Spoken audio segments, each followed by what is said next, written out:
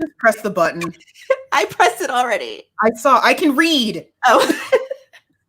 I can read, woman.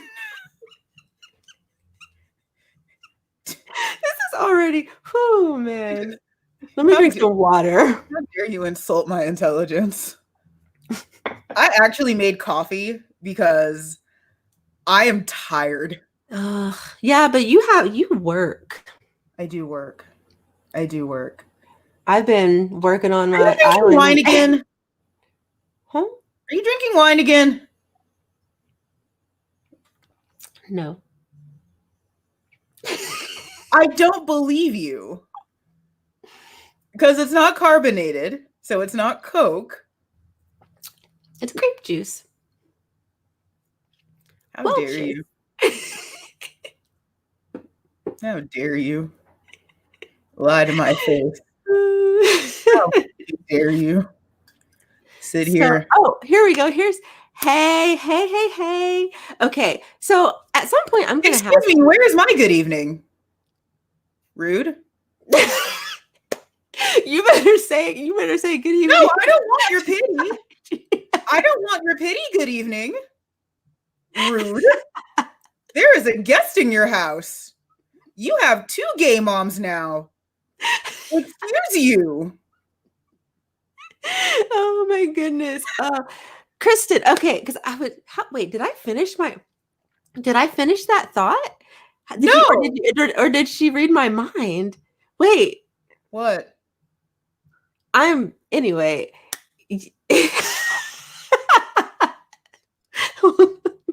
Your children are rude. No. Your children are rude. I do not accept them. This is why last time we talked, I said, which ones are your favorites? So I can notify, And I said that I don't have. And you lied. Because that's patently not true. I don't choose favorites amongst my children. I mean, I already have like the angriest old lesbian haircut right now, so it's fine. I mean, it's called new growth. Right? It's called I need a touch up.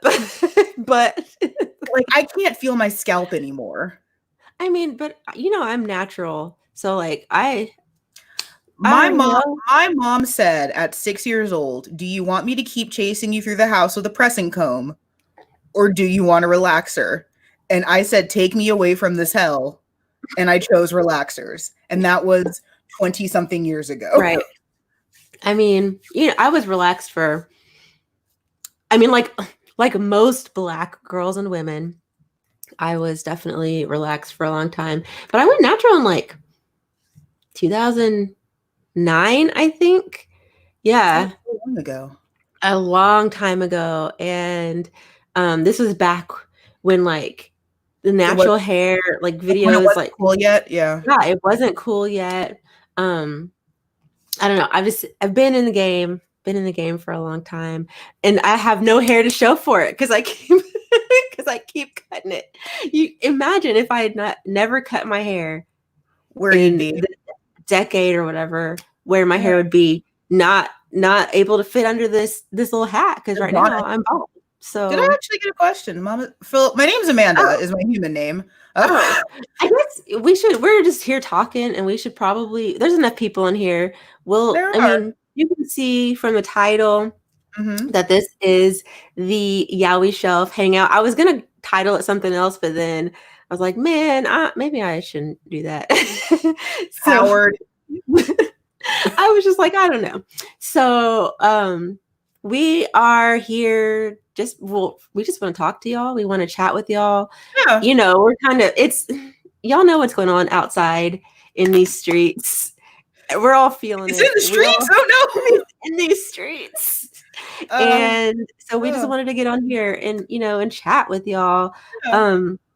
Also, for those of y'all who have listened to our podcast thus far, if there are any things that you wanted us to like bring up again, if you wanted us to like expound upon perhaps, or if you had any, you want to fight me on piracy, if you want to fight Amanda, don't fight me though, because look at me, I'm so, don't fight me. How can you fight this? But also don't fight Amanda because don't do it. But to answer the question, favorite manga in what genre? Oh wait, where's that question? Hold on. It's up there somewhere. Where is Finger? There's Finger. In what genre? I mean, like, I guess in yaoi right now, it's Twittering Birds Never Fly. I mean, the manga that got me into manga was Inuyasha, because when I was younger, I had bad taste. I mean, I did. I don't know if I have a favorite hentai. I don't think I do. I do. I know you do.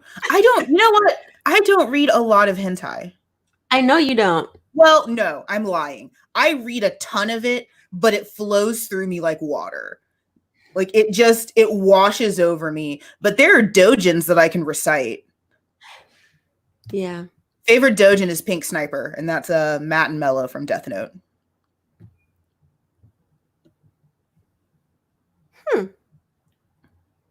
You're welcome.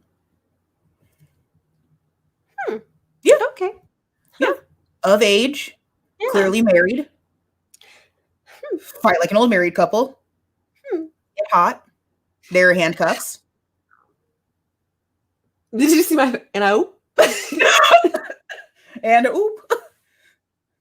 Oh, also, tell me why in the New York Times there's been a heady discussion about Omegaverse. You got Wolf Kink in the New York Times. I mean, I'm fine with it. I see nothing wrong with it. I know you don't see anything wrong with it. You already know. So here's a weird thing. I don't hate Omegaverse now. It took me a really long time to come around. Ha, pun, come around. Yeah, I can do it too. Yes, I can. It took me a really, really long time to get into it, mostly because like it was so badly written. I still don't do this is a wolf thing. Like this is a wolf and a human. I won't mess with that. Yeah. I mean, no. I know you and your deviant lifestyle. Who are your favorite characters from Princess Jellyfish? That is actually one good question. Why are you bad at this? I don't know. Okay. Why are you bad at this? Okay, who is your favorite character? Okay, so you go first, Amanda. I've literally never seen that. Oh. I don't know what that is. Oh, you haven't? Okay, Princess Jellyfish? No. I'm shocked. It has women. True. Yeah, I forget. Between the two of us, you are the biggest. I think you're definitely the biggest Fujoshi. Like I'm a Fujoshi. Like I'm a reformed anime misogynist. Like I did not like female characters because they were badly written. Mm-hmm. I mean, they still are, but like especially when I was coming into anime and manga, they were worse written. So I'm a reformed anime misogynist. Like, ooh, that's so interesting. Should we do an episode on something like that? I mean, it's not boys love related, but we can. I'm just going to point y'all to my blog where I talk about the framing devices and how women are used. Oh yes, please. Have I been remembering to link? I think I have. No, not the blog. It's okay. Have I not? No, I'm not mad at you. As I say that, text me. Do you know how passive aggressive and petty that sounds? Like, oh, by the way, you forgot this. I am riding your coattails into oblivion. The least I can think it's passive aggressive. The least I can do is be gracious. If I'm gonna be a monkey on your back, the least I can do is like be chill about it.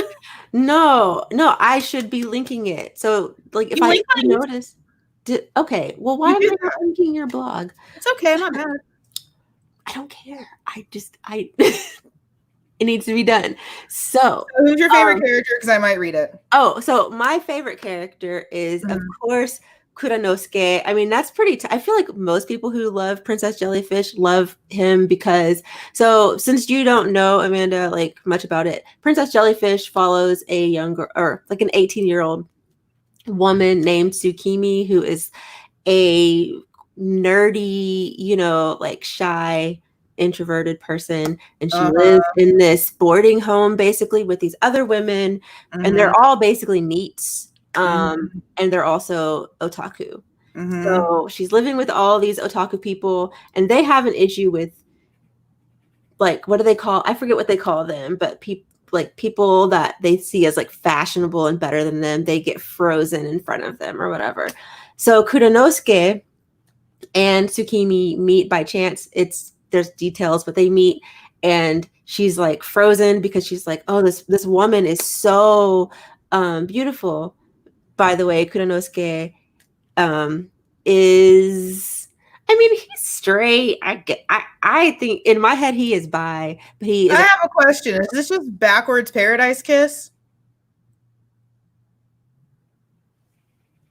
I did it again.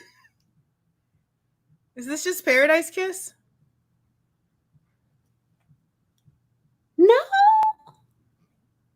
No. Okay. Because it sounds a lot like Paradise Kiss. No. Because okay. it sounds a lot like Paradise Kiss. There are similarities, but they are different. For sure. Like they are on my fucking headstone. There are similarities, but they are different. Can that go? You know what? At first, my headstone was going to have one of the stanzas from my favorite song in musical theater, which is "The Whole Point of My Life," which was a line from For Good from Wicked, which means, because of you, I have been changed for the better. But never mind. Not that touching epitaph. Just please put, they have similarities, but they are different. Oh my, we have a Nobel laureate over here. Thank you. Thank you. I'd like to thank. You better thank no one for that. There is no one you better thank. I was going to say wine. I don't thank your wine. I blame your wine. You got a question about shipping too with this cross-dress. Oh, okay. So, yes. Oh, wait. So, sorry. I'm so, also, I know what this means. I am not Muslim, but I know what this means.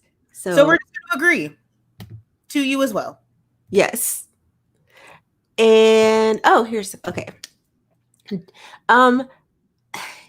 thing. I don't ship Tsukimi with anyone. I think she needs to be young. Like she not even young. She needs to learn how to be herself before she starts dating people. Like she doesn't know what she wants. I definitely did not ship her with Tsukimi or with Kuranosuke's brother, because y'all already know that I'm not a huge fan of age, like large age gaps. And yes, she's 18, but his brother is like 30 or something like that. And I'm just like, she's never even had a boyfriend, girlfriend. That's not legal in Japan though. Huh? Age of consent's 20 in Japan. Oh. You're welcome. Thanks. So, thanks. I said that too quickly. I mean, I was shocked. I'm actually really, Yeah, age of consent's 20 in Japan. But like that's for everything. Like you can drink, you can do anything at 20 basically. Right, like, right. America. Also, Texas has Romeo and Juliet clauses.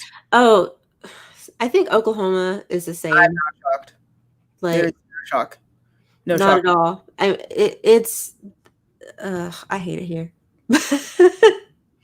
Oh my gosh. So it is hot. I'll have you know, I took a shower before this and I forgot that I'm husky. So like a fat person, I retain heat like a walrus. So because I took a hot shower before this, trying to be the best I can be, I was sweating like a sinner in church. Well, and also you're in Texas, so it's got to be like 90 degrees or something today. Oh my God. So I have not been going outside very much as for social distancing. And I went outside today because I had to go to the post office. Who told God that it could be summer now? And yeah. Yeah, because I think the high today was here in Oklahoma, it was 84. And the feels like was 86. Humidity is over 50% because swimming, we always swim. So let me tell you, it is 5:45 almost. It is 93 degrees outside. Yeah. Right. It doesn't surprise me at all. It's just like, what is spring? What is spring? I didn't know that Oklahoma had like seasons. I didn't. We technically do. Like, we technically They'll do have have tornado season. We have winter, summer, tornado season. You have winter, summer tornadoes. Like, it's either cold or it's hot or there's tornadoes. That's how it is here. Yeah. I don't know what's fall. I don't know her. What's spring? I don't know her. In Celsius, I actually have this. It's 34 degrees Celsius here. I have several European exes, so I'm used to having to convert my temperature over. Oh, y'all. Okay, I missed that. I was like, Celsius. Talk about Celsius. Did she go here? Oh my gosh. Okay. I wanted to go back to this.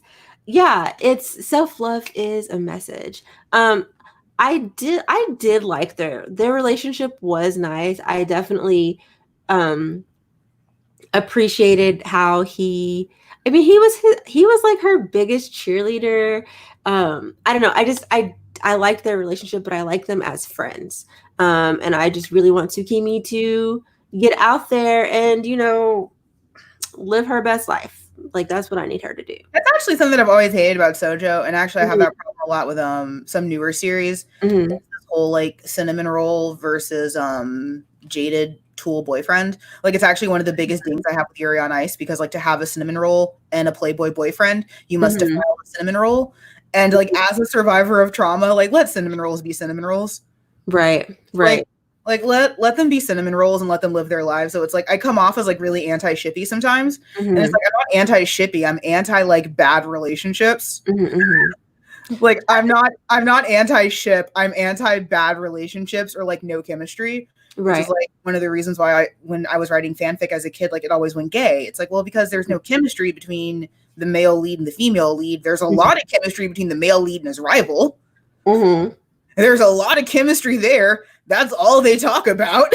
Right. Each other. I mean, that female character has been dragged along like a backpack for 300 they don't want her.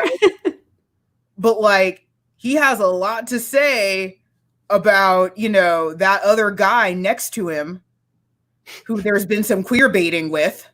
Right. That he talks about all the time. Well, it's so weird because I had guy friends who were like, why do you always got to make it gay? Why did the creator make it gay? I mean, why not make it gay? Honestly. Toxic masculinity.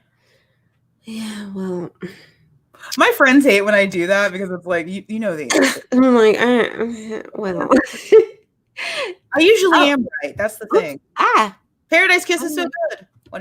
It is wonderful. It is one of I got caught on. It must be nice to be thin, because I've literally never had that problem. It's actually not, because listen, we've established this. I don't have boobs, okay? And when you see girls as skinny as me, if they have boobs, usually they're either 5 feet tall or they're not theirs. They're not real. I mean, they're theirs because they paid for them. But you know how I approach? I think you'd be too powerful if you had boobs. Like, mine is, I would be too powerful if I was taller. Like, could you imagine my personality with my boobs and with my butt and being like 5'9"? I would be a dictator. I would love you. I already do, but oof. Are you height shaming me? Did you just height shame me in front of all these nice people? I have knocked paper towels down using more paper towels at Target. Okay. Hear me out. Hear me out. I just, when I'm out and about and I'm grocery shopping, I'm not even that. I'm 5'7", but like it's inevitable that somebody like is struggling and they're like, do you mind helping me? Or I'll just be like, here, let me help you. So I will climb those aisles like a fucking koala before I ask you for help. I have one of those old people grabbers for the ones in the Rascals. I have one of those that I use in my home. Anyways, Paradise Kiss is great. It's the only soju. Yeah, it's great. I know. Listen, but hold on. Side note. See, this is what I'm saying. When you're tall and thin, you likely don't have boobies. But if you're short and thin, you I'm not thin. Or more like well, I'm saying like as far as like that specific body type. I'm not thin. Because like there are skinny girls that I've seen that have what I would consider to be huge, big for like their size. I think and they're short though. They're always like 5'1", and I'm just like, oh, so that because aren't you like 5'1"? I am. Good job. We actually got a question on Yuri on Ice. You said you didn't like it. I don't. So here's my reasons for not liking it. I found the storytelling pretty lackluster. It's not bad. It just didn't capture me. See, I have this thing called being old.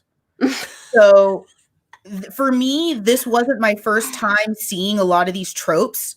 So it was just very pedestrian for me. It was just remarkably pedestrian. The animation was fine. I thought the storytelling was pretty trite. But honestly, and this and that Aisha and I talked about in private. Did I get the name right this time? Did I? I wasn't going to say nothing, but yes, thank you. I waited. I was like, did I get it right this time? Is that honestly what killed it for me was the fandom. The fandom was so toxic and so intense for Yuri on Ice. Like, if you didn't like it, people called you homophobic. Like, everyone just made it sound like it was the greatest thing and just kept jerking it off incessantly. And like, that really turned my attention from this is pedestrian to I hate this. Because that's one thing in fandom that I cannot understand, and I hate to make it an age thing, but is like when you've seen 3 anime and you're like, this is the best example of this. No, it's not. This is the first example of this kind of relationship. No, it isn't. Right. It just isn't. Like, I'm sorry, it's not. Like, I'm sorry that you've read 3 books and have bad taste, but it's not. Like, just because you started watching anime last year does not mean that, that this was the first, the best, the anything. Like, anytime anyone talks about something too hyperbolically, I don't like it. And not that I'm that contrarian, because I sound really contrarian when I say like I don't like popular things. I watched it. It's fine. It's fine. I didn't like magically orgasm from it. It's fine. I mean, I watched Yuri on Ice whenever, because everyone was talking about it. So this has been a couple years ago or whatever. I don't know. Anyways, I watched it and I enjoyed it, but you already know, like, I have a tendency to not be like, somehow I don't stumble into like actual fandoms. Like, I'll like a thing. Right. You have to because of your paneling, because of what you do. Yeah. Also, like, I've been in this world for so long. I was a part, like, again, not to be like old man with stick. I made you. Right. That's fair. My generation crawled so you guys can sit here and call me homophobic for not liking Yuri on Ice. Right. Like, I'm pre-wired to fandom because I was a part of that vanguard. Yeah. So it really bothers me now that like modern fandom is the way that it is, and it's so toxic and so vitriolic. It's actually really upsetting. Like, I feel like the Lorax, like, I've lost my home a little bit. I wonder. You can't be the only person that feels like that. No. My story. Like, during the time when y'all were all in the, doing the fandom stuff on the internet, I was at home with a baby. So like I didn't. Yeah, like I wasn't, and that's no shade to like, because I wish you would. Right. But like, me at that time, I didn't have time to, I read manga, but I didn't have time to really like be on the computer all the time. And so I missed all of that. So I don't have like that same, I guess, nostalgia maybe for like, back in the day fandoms. Well, not just nostalgia, like we had to. There was no other way to get information. Like, so let's talk about like piracy and stuff like that. When this stuff wasn't available, you relied on your fan family because it's like, hey, I have a seed of this. Like, do you need help? Or like, hey, I'm working on some translations. Do you guys know other ways that this word translates out? Or like, hey, this voice actor is doing this thing. Do you guys want to be a part of this? Like, fan communities is what made modern fandom what it is. And it's those fan communities that were on Zanga, that were on LiveJournal, that were on fanfiction.net. Like, that's what made fandom what it is. We got 2 questions going back. Oh, goodness. Let's see. Oh, God. I just had them. There was one about, what's the best gay relationship you've seen in anime? I need Rex. In anime? Uh, Are there? Sasuke and Naruto?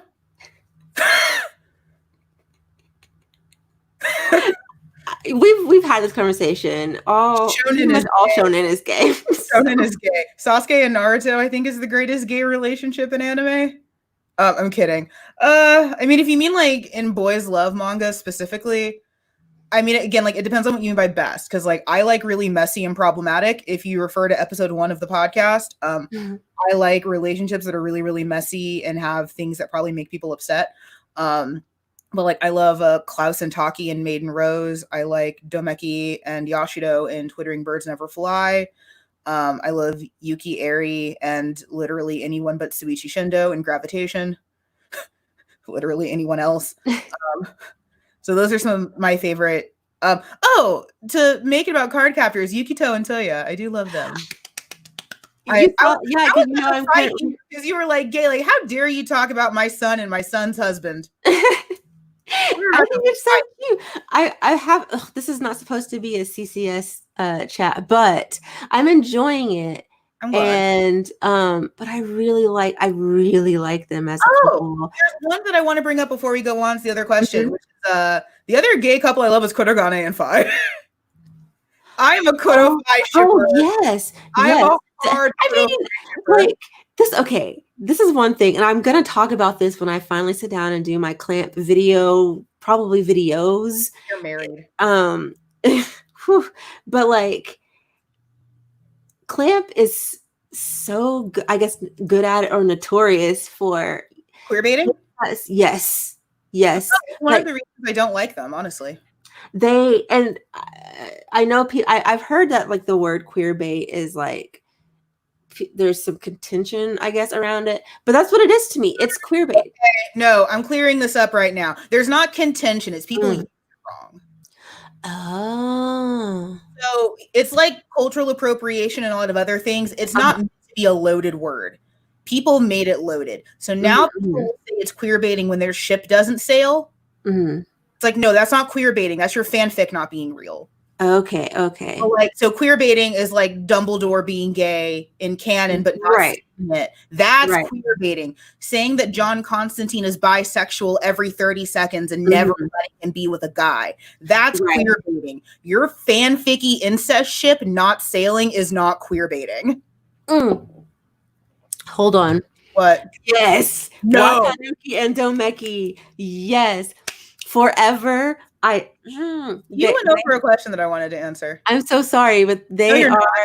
I'm not sorry. They are. Why I said it. No, you're not. They are my OTP. I love them. Okay. Going back to fandom, is social media to blame? No, because clearly we had social media back in the day and we behaved. We didn't have as bad social media. I think a lot of it's generational. Like I think there's a generational divide, and I don't know what it is, because when I grew up in fan culture, the analogy was always to naval combat. We have ships, we have cannons, and cannons protect ships. I explained that to a friend and she like almost jumped out of my car. She's like, I had no idea it was like a naval combat metaphor. It is the longest naval combat metaphor, but that's what it is cannons protect ships. You have your shipping manifesto, you have your head cannon.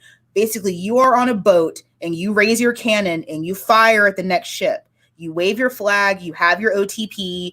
That's what you believe. That is the ship you sail on. Now, you may have many ships in your fleet. I have many ships. But it's combat, but it's respectful combat. Because we had to prove ourselves. And this is where I sound really gatekeepery and stuff like that. But in constantly having to prove myself, you make yourself immune to a lot of the shittier parts of modern fandom. It's like, you're bullying me. It's like, you can tell me to my face that Full Metal Alchemist is trash. I don't care. You are never changing my mind. Like, you're not changing my mind. I've already sold my soul because I'm used to having to argue those points, and I've been doing it for 20 fucking years. It's almost like a lack of conviction, because, you can just be a fan now. Back in my day, there was a lot of gatekeeping. There was a lot of, well, you're not a real fan. You're doing this for clout. So I was quizzed all the time, being Black and being representing. I was constantly judged and quizzed for my fandom. So I knew my shit. There was no such thing as being a casual fan back in the day when you were up at 3:00 in the morning trying to watch Inuyasha on Pacific time. You couldn't be a filthy casual back then. It was like there was no such thing as casual fandom back then. But it feels like casuals are the loudest. And it's like I got into this last year and but I've never seen an anime past Attack on Titan. It's like yes, please step please. If I can, I don't want to be too honest on this because you never know who's watching. But like that's kind of how fight me, whoever wants to do that.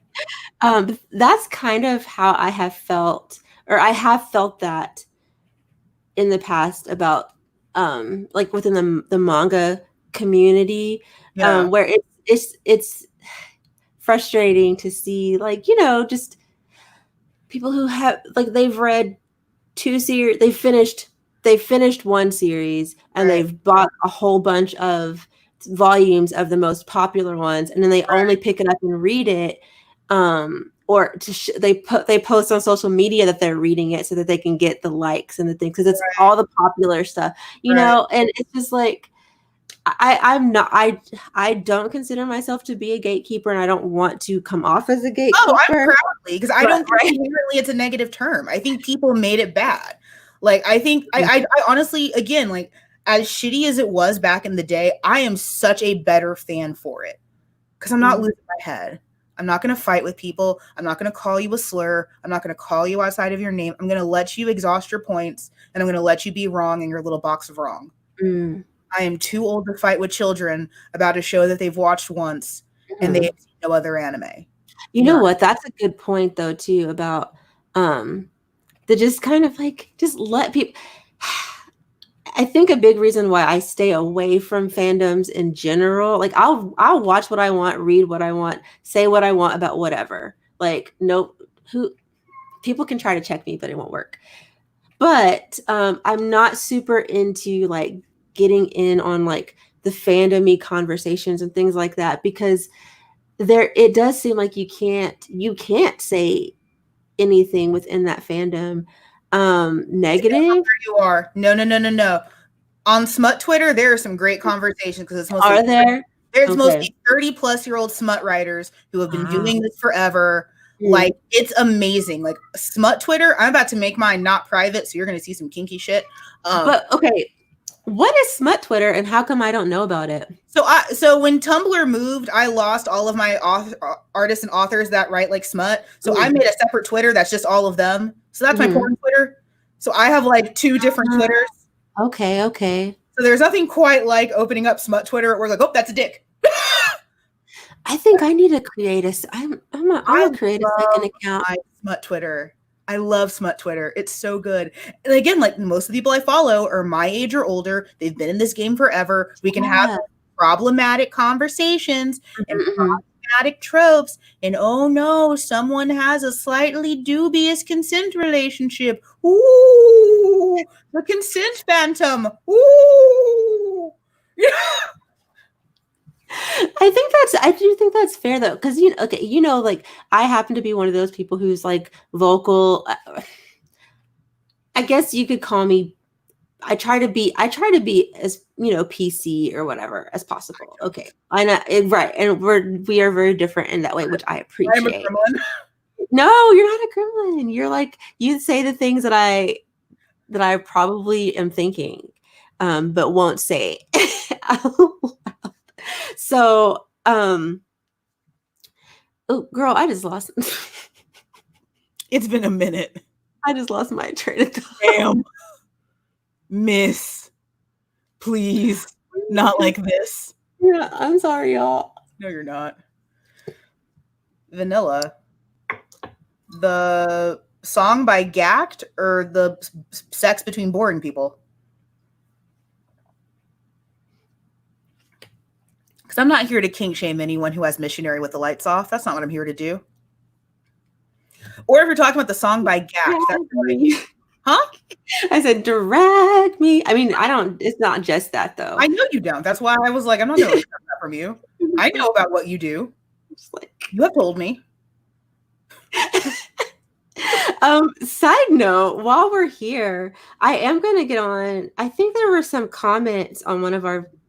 You guys have comments about like episodes and shit. Where am I? What is this? What is this live stream? So, okay. Recommendations for us normies. What are you into? Because I have it all. What do you want to see? I can give you ABO. I can get you tentacles. Do you want to see tetrophilia? I can get you monsters. No. Ooh, I can get you tetrophilia. Isn't that like the holes? No. What is tetrophilia? Is monsters. Oh no, I'm here for that. No, okay. I like that. What do you want to see? Because I got it. Just don't put links in this chat. Don't tell me how to live. I already got a warning. I have a warning on my channel from when I did a video for Itadori Comics, and I put a link, and then I got an email from YouTube, and they're like, bitch. No. Let's see. I mean, I do have some Yuri on mine. I don't like Yuri as much because he usually moves too slowly.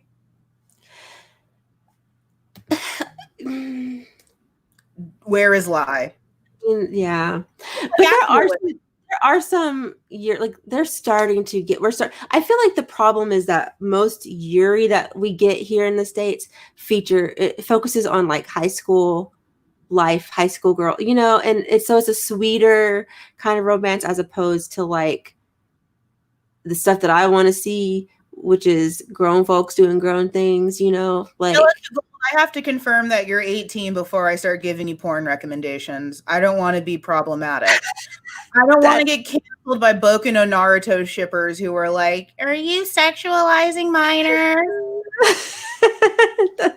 Are you a pedo?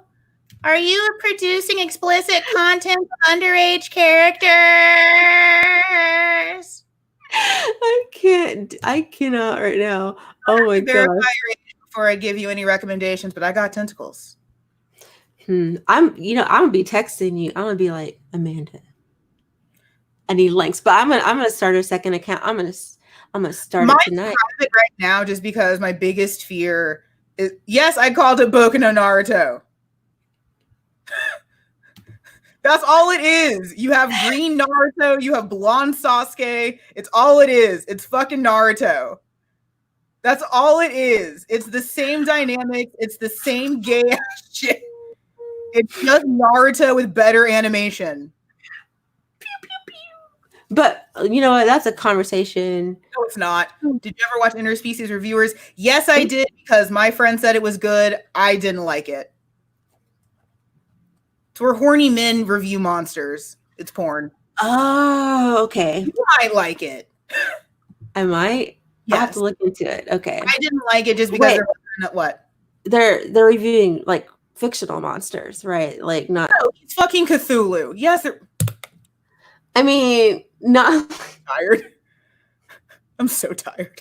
What do you mean? What real monster are you talking about? Like Stalin? Like, what are you talking about? What non-fictional monster? Bigfoot. Is Bigfoot real? Ma'am?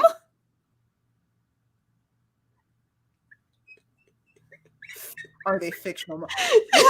What real fucking monster? Oh, I'm exhausted. Jeffrey Dahmer? I don't know. He's dead. Oh God, I hope he's dead. He can't hear us. Okay. Thank you. Amanda is hilarious. I'm listening. Yes. Ooh, my eczema. Oh. What do you use for it? Girl, get you some Aveeno. I need to, you got eczema? Matchbook. What is wrong with you? You just sounded like a whole ass matchbook. Did you know? Did you hear that? You sounded like a whole ass matchbook, ma'am. Listen, because my eczema is so bad. I have eczema too. Get you some Aveeno. Oh my God, I can't with you. It's like I'm like covered in oil. Huh? Either get you the cortisone severe Mhm. for eczema or get you some Aveeno. Okay. Or try CeraVe. CeraVe is very good. Y'all I'm weren't expecting medical advice, were I you? know, but y'all, like, because, if I You know don't, what because clears it up? what? Stress and hormones. But, I mean, it's true though. Well, I definitely have, so my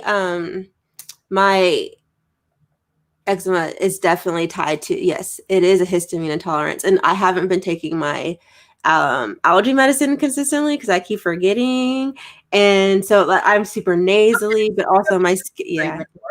Huh? I have no sympathy for you anymore. Yeah, I know. It's my own fault, but it's absolutely allergies, and took me years to figure that out. And it wasn't until I went to like Matt and I went to Japan, and he's a pharmacist, so like he always brings, when we travel, he's like, I'm gonna get some antibiotics, I'm gonna get this, I'm gonna get that. And so he brought some allergy medicine for me because he was like, it's a different, area. There might be different pollen. You might die. So I started taking it. And then one night he was like, did you notice that you haven't been scratching at night? And I was like, I haven't. You cured me. This is why I married you. So Yeah, you yeah. just have allergies. Yeah, it was sad. Okay. Take your medicine, get yourself some anti-itch cream. Lord have mercy. Yeah. CeraVe is great. Okay, I need to try it then. I use CeraVe when I'm getting out of corsets. Mm. Mm-hmm. I have not bound in years. I miss binding a little bit. I've always been curious. Like it looks cool, You would be but great bound. no, I think I'm too skinny. No, I don't have any boobies. You know what binding is? I guess I don't. No. Okay.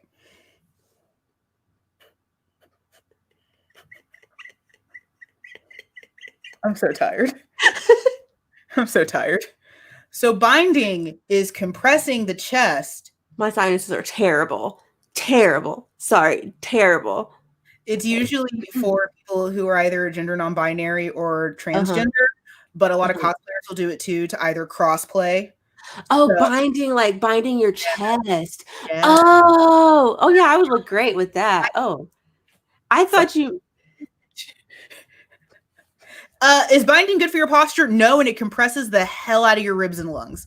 Oh yeah, like it's especially if you have a larger. You have no tits, you're fine. Okay.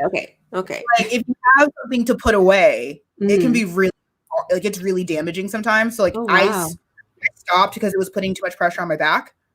I basically had to move 30 pounds and make that disappear. So my back was just like.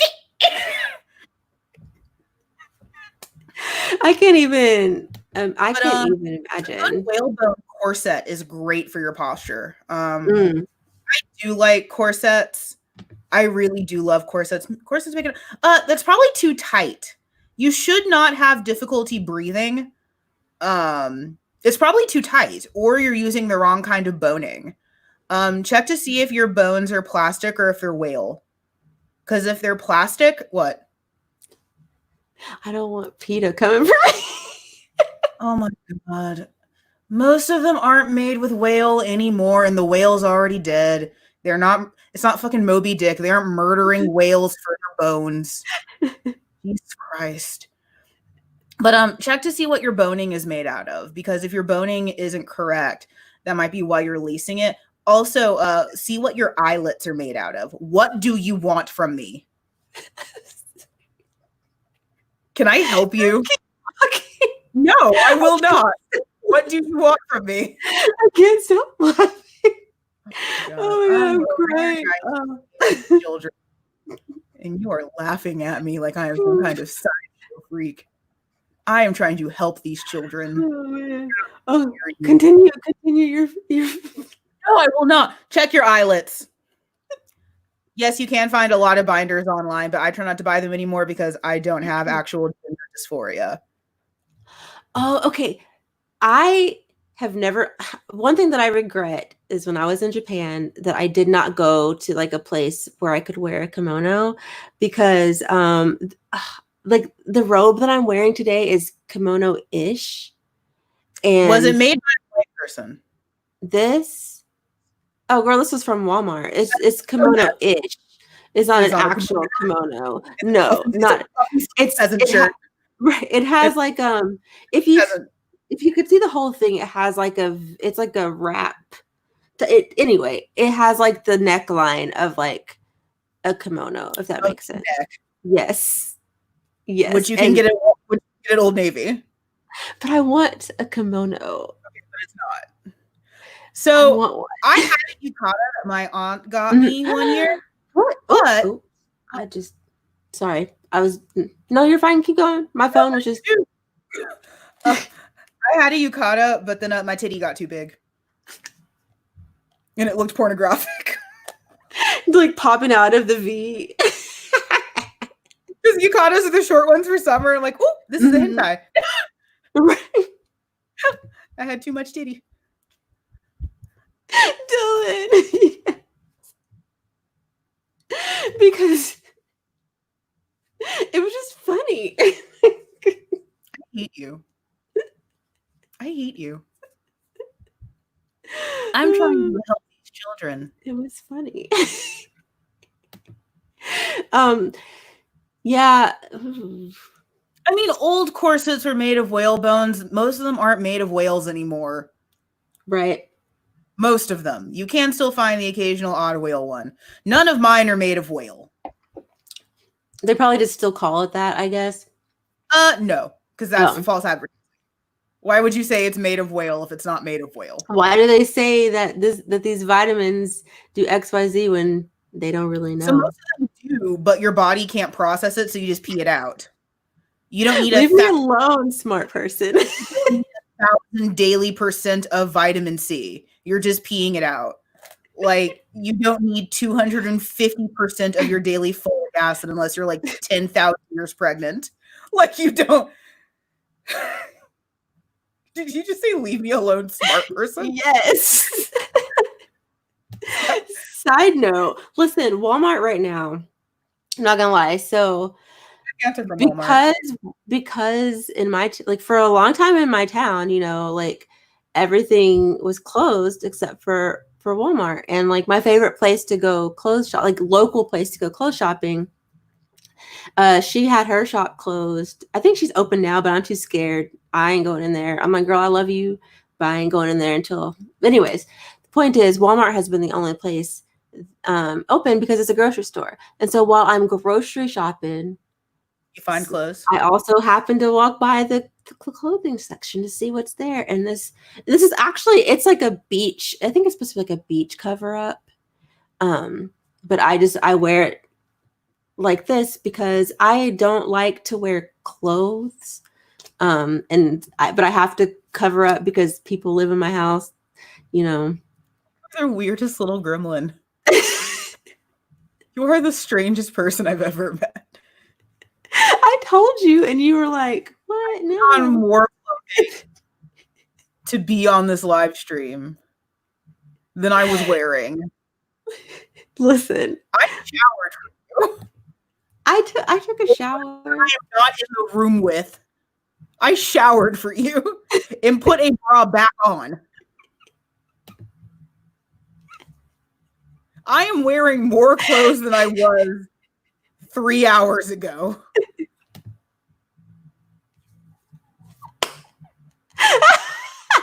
That's so true. I detected. There is no falsity here. Dylan, yes, I'm dead. I put on my from my fraternity that I was in. Oh my gosh. Because I'm a co-ed fraternity. Wait, what fraternity? Mu Epsilon Kappa, also known as the National Anime Club. Omicron bitches. That's so cute. Yeah, I was my college anime club was Mu Epsilon Kappa, which is a co-ed fraternity of national anime clubs promoting cross-cultural communication between the East and the West. That is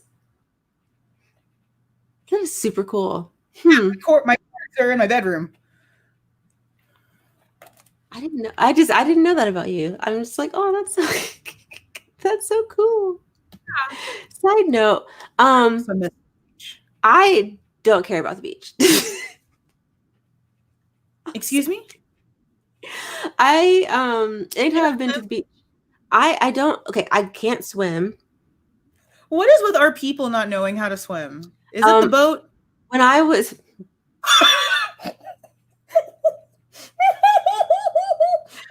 we have like generational PTSD from that ship on the stop.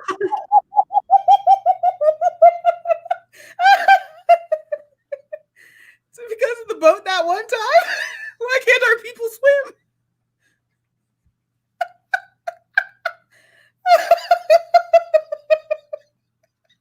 I'm crying. For the record, I could swim.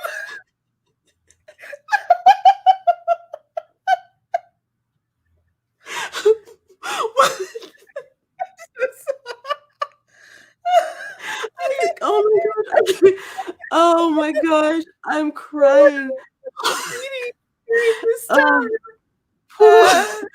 Oh my gosh. Well, I finished watching Beastars. Oh my gosh. Oh my gosh. I can't. My eyes are still. Whew. Oh my god. So I finished watching Beastars. I'm rereading a bunch of older stuff because there's a bunch of characters that I want to cosplay, and I'm getting to the point where I'm old and no longer care. Like, I'm getting old and I don't care anymore, so I'm just gonna cosplay whoever the hell I want. Right. So I'm going back over Maiden Rose because I've wanted to.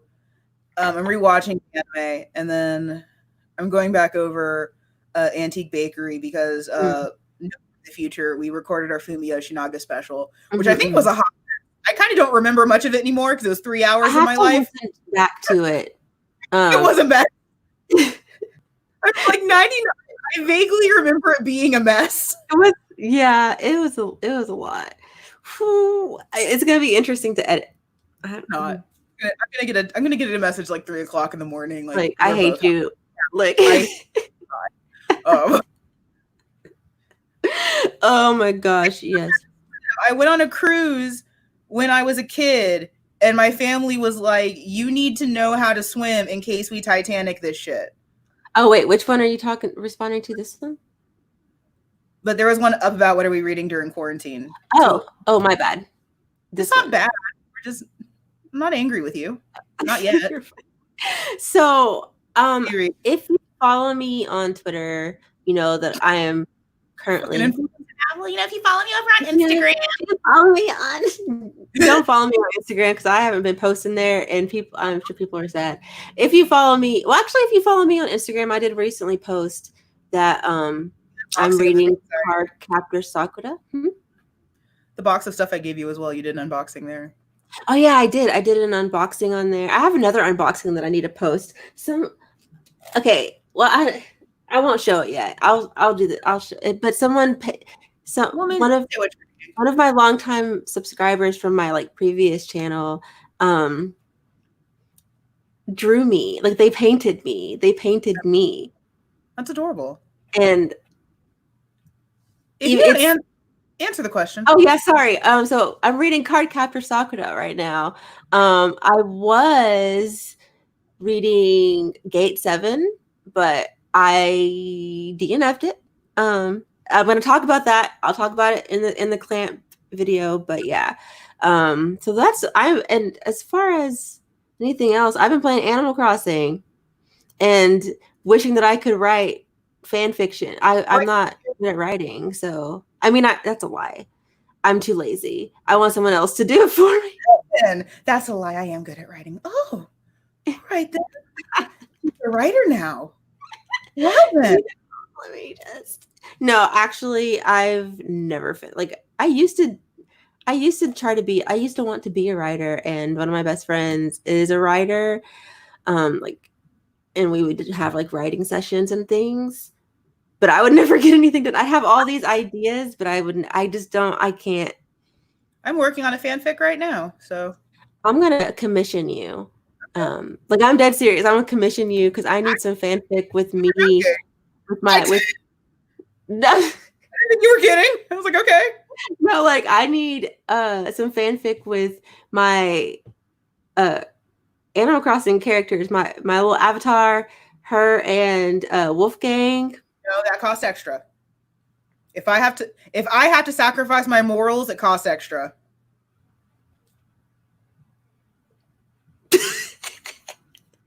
What fandoms do y'all read fan fiction from? Oof. So right now I am reading a lot of Pokemon Sword and Shield because Raihan and Leon are tops. Well, only one of them is top. Raihan is a top. Leon is definitely a bottom. So I've been reading a lot of that. You know what? As much as I don't like Boku no Naruto, I will tiptoe into that fandom because some of the smut is not bad. I always see someone that I've like a mutual on Twitter. They're definitely part of that fandom. And like one day I got on Twitter and I happened to notice, I was like, what are all of these things? Like, isn't that like a kid's show? Like, isn't it a kid's anime? And then I realized I had stumbled across like her tweets and I thought it was hilarious. I personally see nothing like it's fine. I mean, at that point, it's like any shonen where like, yes, we accept fan art. Please, I am incredibly narcissistic. Just draw me pretty. I will say that the portrait that she painted, like I cried a little bit in the video. I don't know if I cry. I take a lot of medication to not cry excessively. Just as long as you paint me pretty. Right. But yeah, I definitely, because I mean, I had this made in Kyoto and the artist did an excellent job because that literally looks just like you. Just like me. It looks so pretty. Also, Dylan, know your worth. Like, I don't do anything for free. If you're good at something, don't do anything for free. And plus, I wouldn't let you do it for free anyway. I would give you something, at least a gift card or something. Thank you, Master. I appreciate the gift card. Side note, going back to fan fiction, I honestly, you don't read a lot of fanfic, do you? I don't read a lot of fanfic. Not on purpose. I just fanfic Rex hit your girl up. And yeah, sometimes I will, because I think I just haven't really read any fanfic because I don't read when I look at my shelves, I realize that I read a lot of romance. So I don't read a whole lot of things where I feel like I need fanfic. Does that make sense? No, it doesn't. That's not the point. No, don't you bring up liquor and cigarettes. We had gone an entire hour with not bringing up liquor and cigarettes, and someone had to go bring it the fuck up. Don't you dare. Do it. I will hit you with this fan.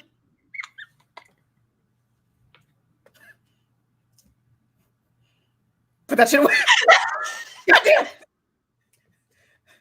Where do you read your fan fiction? AO3. AO3. AO3. But to Aisha's point, that's not the point. Like, fan fiction is just doing what you want. So like, so it's not just smut. No, bitch. That's what I thought fan fiction was just like people write smut. Oh, this is like The Office, where it's like, Dwight, you ignorant slut. Like that's what this feels like. Fanfic, Rob. What do you want? So funny story. I am a community editor for Fangirl Nation. Shameless plug. And we were talking about like what us girls are doing to stay calm during quarantine. And I like slyly mentioned I was reading fanfic. And then one of the other girls, who I think we're the same age, but like she's more of like a casual fan. I'm gonna go ahead and say it. She's a fucking casual. Nothing wrong with it. She's like, what kind of fanfic are you reading? I'm like, do you want to read about Leon getting knotted by Raihan on a boat with a tentacle monster? Because I don't think you want to read that. Because you think I'm reading vanilla stuff. And I'm not. Pun intended on the nodding. Like, I am not on your level. Because it's like, oh my God, like, what kind of fanfic are you reading? It's like, you aren't ready. Do you want 3 paragraphs describing a guy's butthole? Because unless you want that, don't ask me for recommendations. If you want a soliloquy about like fluids, then ask me. But if you're expecting some vanilla and they get married and hold hands, no. Abandon all hope, ye who enter here. Side note, what was banned in China? Fanfic? Yeah, because it can be used for propaganda. Oh. Messages in it, and it can be propaganda. I'll take one of your top recs or Pokemon and Naruto. Oops. I didn't mean to click that. I also want a page of butthole. Same. I'll top recs or Pokemon and Naruto since I don't watch either. A fanfic? Oh dear. Oh my. I feel like those would be the most terrifying because I feel like no. Really? Well, okay, terrifying by whose metric? Because you know what I'm into. When I say terrifying, I mean like I feel like those would be definitely some of the most extreme. I should say extreme because it's really okay. Everything is a continuum. There's vanilla shit and there's extreme shit. You can't see my hands. My hands gesturing. Like there's a spectrum. Like, is there extreme shit? Of course there is. But there's also vanilla fluffy stuff. Like it's just it's what you're looking for. I wish I was confident as her. Why aren't you? Life is short and fleeting, and everyone dies. Like, just love what you love. I so agree about that. Like, I really don't like that there is this feeling of shame around enjoying fan fiction, because it's fun. Like, and that's something. Like I said, I haven't read a whole lot, but we get to talk about this. Right. I've been writing fan fiction since I was 12, so you don't get to talk about this. This is my time. This is my microphone. Excuse me. You don't get to talk about this. I have so much fanfic right over off in this corner that is handwritten on paper. You don't get to talk. I get to talk. I will just see myself out. Like, no. Oh my gosh, that was a mess. This live stream. But just like it. It doesn't matter. Like everyone dies. Yeah, like, just if you like fan fiction. Waiting for the fix from you, I'll read anything. Oh god, what was I reading last? So there was one. Hold on, I'm gonna go to AO3. Pride. I don't know. I'm gonna go to AO3. We're doing this live. Please don't judge me. While you're doing that, I'm gonna take a bite of these apple chips because I was dragging her apple chips just a minute ago because it's like an old lady snack. They're so good. Say they were bad. I just said that they were an old lady snack. No, not that one. Oh my god. So by Morpheal, it's called Kiss the Devil, and it is a Leon and Raihan fanfic where Raihan is an incubus and Leon's a priest, and there's like altar stuff, and oh my god. So full support. Full support. Love me some Leon and Raihan. Is my chewing really loud? I'm sorry. It's not the worst. I mean, it's like a mukbang. It's not terrible. I mean, is my like ASMR fan noise okay? You have a fanfic friend like Amanda. I'm right here. I'm sitting right here. We can be friends. I'm a whore. Please be my friend. What? What? I love that. What art do you have in the back? Because all you can see is a happy trail. Where am I? So I have Rio and Akira from Devilman Crybaby, and this is a Full Metal Alchemist wall watercolor. And then there's more to the other side, but I'm not moving. I know Val. I'm the like lovable fun grandma that will let you eat sweets and then send you home. I need your permission to eat sweets. I'm making cake for Memorial Day. You saw the gooey butter cake. I did. It looked so delicious. I want to cosplay Devilman Crybaby so badly, and my goal is I want to be Rhea, but I want to buy a Barbie car so I can just roll up in that giant coat inside of a Barbie car. But my friend said that the Barbie car would get stolen in Dallas, and that is 100% not false. I would be standing there in a blonde wig and a giant white fur coat looking like the pimpest of pimps with my Barbie Cadillac being stolen. Is Dallas that? I mean, is it that bad? Parts are. Like any big city. Like the rich white part is fine because it's rich and white. But like, oh my God. So fun story. And by fun, I mean a little bit traumatizing. I have never been catcalled more than when I dressed up as Mello. And you've seen my Mello. So that outfit walking in Dallas, I was the biggest target for old black men because apparently old black men love a blonde wig and ass. I have had so many of like that uncle who sits on the porch all day and doesn't have a job. You know exactly who I'm talking about. That uncle who doesn't have a job and just sits on the porch. Oh, I got that all day long. Oh man.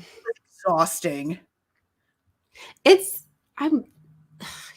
I complain about not having breasts, but I think it's a blessing because I don't even have that much breast in that outfit. Much. But it's that still much. I mean, you're standing in a Barbie car, help me pay for it. They're like $300 now. Oh yeah, those little one year for Christmas, my mother-in-law bought Phineas, my youngest. It's not a Barbie car, but the boys equivalent because they toxic masculinity. Yeah. And he didn't even care about it. He was just like, okay. But anyways, they got expensive. Like, send me money so I can buy it. Also, we need to set up our Ko-fi so we can have our long running joke that you laughed at so much that you almost peed on yourself. Wait.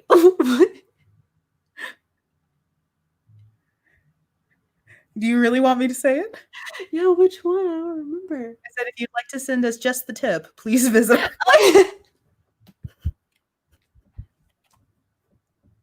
See? That's why I didn't want to say it. I was trying to be chill. So funny. Oh, I love that. So yeah, help me buy my Barbie car because those things aren't cheap anymore. Yeah, it's crazy. Kids these days. Oh, okay. Really, you guys have no questions? What? I'm actually okay. So there was a comment because I keep forgetting. Oh, we do have comments. There was a comment, not down here, but like on another video. We were so bad at this. Oh yeah. I mean, listen, I'm fine with it. Where did it go? Hold on. There was for a good long time. Okay, I'm so irritated because there was a comment and now I can't find it. Also, thank you all for following me on Twitter. It's mostly cake right now. It's mostly cake and sadness. Cake and on your Twitter? Yes, the words I just said.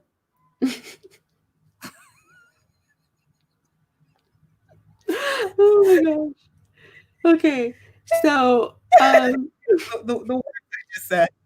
What was the comment? The comment that I wanted to read is actually from 365801. Hey. They actually, I think they were in the chat earlier. Oh my God, read it. But I'm gonna read it and hopefully I don't stutter because this is live and I can't edit it. So they say, just listened as I was on a long walk. This was really interesting as a debate or as a more mature, measured, and open discussion. By the way, they're commenting on the Furry Pirates episode 3. Yes, I can count. Okay. Not only on pirating, but on the history of pirating. I like how you both touched on the toxic fan culture, which seems quite prevalent now, both for and against pirating. This was a really nice listen. And hey, if you like furries, that's cool. You do you. I'm not averse. So just okay. let you know. I'm not averse. I am verse, but I am very averse to you liking furry shit. I'm gonna definitely listen. I'm gonna commission you for some. If I have to sacrifice my morals, it costs more money. I hope you know that. That's fine. If I have to sacrifice my morals, there is a price. I will pay double. Okay. My Twitter is the same name that you see on the display. Oh, yes. So actually, both are the same. What? Oh, okay. Sorry. So the comment that I just read. I keep thinking something is wrong. You scare me. Sorry. It's not a Nico hat. She's just a black lady. That's a bonnet. That's called a bonnet. It is a bonnet that I doctored up to make it look cute, so that when I'm like because I would not wear this. I would not wear this in public, like. But right, but for home, it makes me feel a lot cuter than like the traditional bonnets. And I do have, actually right now I don't have a silk one underneath because I've just washed my hair and it's wet, and so I didn't want to have I didn't want to trap in the moisture because I'm locking again, so I'm not trying to get. Use a towel, you barbarian. Well, but this doesn't use a towel, you savage.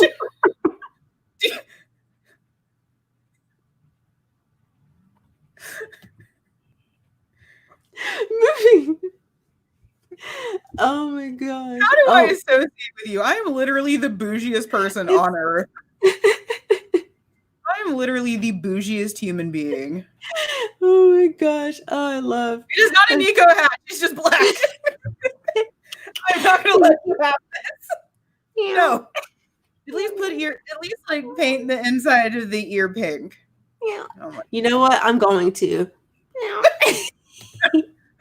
So, going back to that comment though, I really liked that comment a lot, and I what are you checking for? Nothing's there.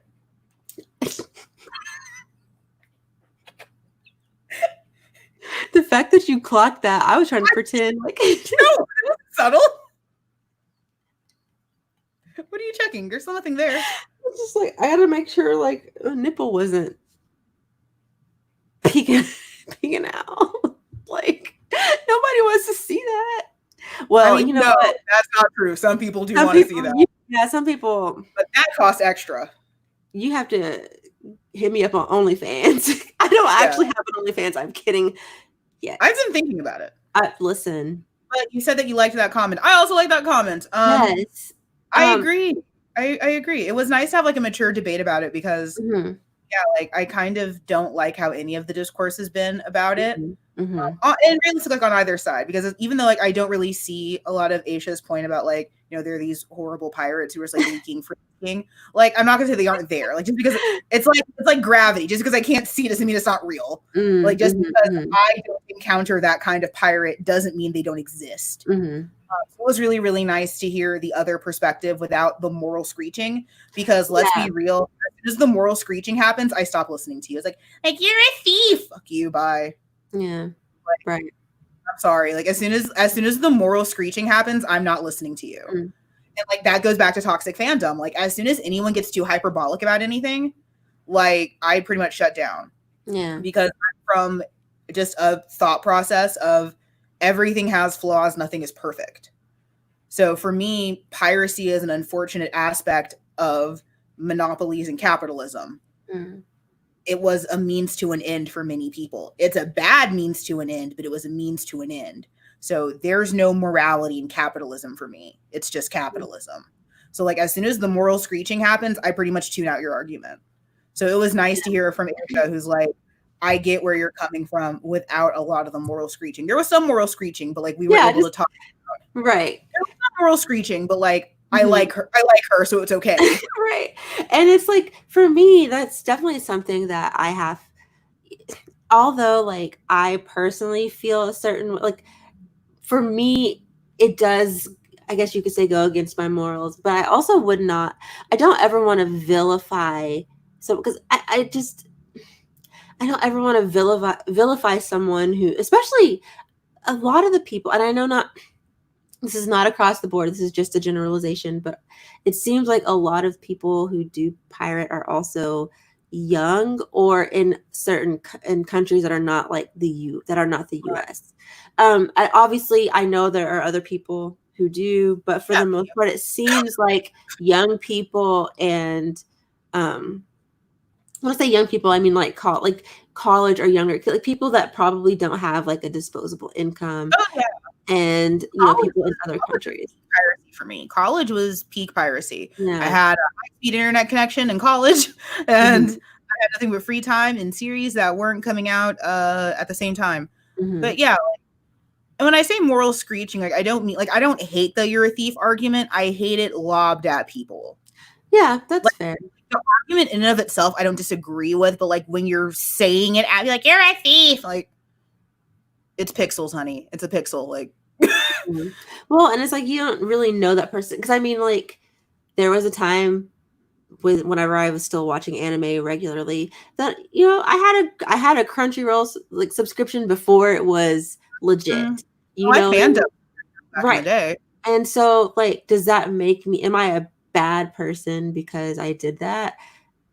I mean, I don't think so. That's probably one of the worst things that I've done in my life, other than, no, I'm not gonna. You don't want to open that can of worms up. But I mean, I don't think it was a thing that I look back on and I'm like, hey, I mean, I don't do that anymore. I'm glad that I don't do that anymore. But also, like, I'm not a bad person because I did it on, I don't know. It's definitely a very like. I'll say this. I think it speaks to the caliber of trust that I have in you, because I don't think I would have had this conversation with anyone else. I can see that. I don't think that this is a conversation that I would have been willing to have with anyone else. Well, and it's not an easy conversation to have, because usually there are people, like, it seems like there is like this very like this way or that way, and like very black and white kind of thing. And there aren't a lot of people that are like willing to kind of not necessarily sit on the. I'm not a fence sitter, because I'm vocal about what side I'm on, but also I don't look at people who do as like these horrible evil villains. I don't like people that profit off of it. That actually goes into that next comment. So I do think that those people are bad, but again, like for me, that's just a failing of capitalism. Why was that license so hard to get? Or if it was easy to get, why are you then still pirating? So if you listen to the episode, which you did because you commented, I try to only pirate things that I can't get easily. So like I said vocally and frequently, if you are pirating the big three, you are wrong. You have no reason. If you're trying to pirate My Hero Academia, you are in the wrong. That's everywhere. You have no access issues. But if you're trying to read some of the older boys love series, and especially in the boys love space where this stuff is not unilaterally popular, again, I'm never going to say that piracy is the only answer, but oof. So I will say I will not read. There are some that I do have a slight moral stance on, which is like webcomics and stuff like that. I know like that ad revenue is super important for webcomic artists. And again, they don't put a barrier behind their content unless they do. So I have no reason to pirate. Like if there's a webcomic that I'm reading, which I read a lot of smutty webcomics, I have no reason to pirate their work because it's all available. Yeah, most of it you can get for free if you like wait long enough. Yeah, I mean, there are some webcomic artists that will censor or just flat out change content, and I have mixed feelings about that. Yeah, they'll sit like there. I used to read. There's some BL that there's a BL series that I used to read on Tapas. They used to be like Taptastic or something. Anyways, and what they did is they started censoring things, and then you could go to their Patreon. It was their Patreon to get the NSF NSF. Yeah. So I think I was on their Patreon for a little bit though, because I was like, okay, well, I really like this. I think that works such both ways, because if anything for me was a bit of a turnoff, and like that's where I will say that I'm entitled. Now I have not pirated their work because of it, but like that was like for me, it actually had the opposite effect. Like it didn't make me want to give them money. It was like, well, fuck you. I mean, but that I have a lot of complicated feelings about the whole like who is entitled in a certain like in the whole like artist consumer relationship because as a YouTuber, as someone who makes content that people are somehow for some reason entertained by, and I don't even say that I do this, but I've seen other YouTubers have this attitude of like, well, I'm putting out this content, and so therefore owe me, you owe me a like, or you owe me this Patreon. Like there are people that have that attitude of like, well, my fans owe me this because I make things for them. But then you have on the other end, you have the viewers who are like, well, I watch your video, so now you owe me the content that I want to see and not what you want to see. And that, I mean, and it's just a really interesting kind of thing with like mangaka and consumers too, where it's like, I do think that, yeah, mangaka feel, and when I say entitled, I don't mean that, and like I mean it for the actual meaning of the word, to payment because they're like, hey, I put the work in, I'm entertaining you, yeah, you should pay for it. And then you have some readers who are like, yeah, but we can't get it here, and I give you money for this series, or you know what I mean, like right. Like at that point, it's so they call it the sunk cost fallacy. So like after you've already sunk a lot into something, you're more likely to stick through it just because you feel like you've already invested a lot in it. Welcome to Media Crit. Welcome to Media Crit 101. I'm your not hot professor. I don't have makeup on or anything today. But yeah, like that's the thing, is that it's not really so much of an entitlement. It's just you've spent energy into this. And it's why I don't have Patreon. Like I get asked all the time, like, Patreon? I'm like, no, I'm not a whore. Like what are you paying me for? Why would it's so weird because like I've actually said this a couple of times like during panels, and like people will give me money, like cash money, and I just freak out because it's like, if you like to contribute, to the whatever fund. And like I had a person like walk past my camera and give me $5. And I was like, this is going to the Trevor Project. Like, what do you want? Right. No, like what am I supposed to do? And I had it happen again at I think it was IkiCon a couple of years ago. It's like, are you really accepting donations? I'm like, no, child, but you already have your money out, so okay. Like, this is also going to the Trevor Project. Like, stop giving me money. Like, it's a joke. Please stop giving me money. I don't know what to do. It makes me like prostitute.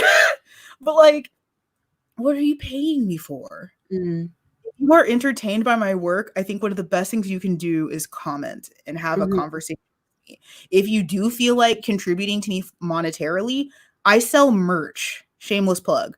Like, I like one-to-one transactions. Right. Yes. I love a one-to-one transaction. You are buying my merch, which also supports me, and you get to have me on your titty.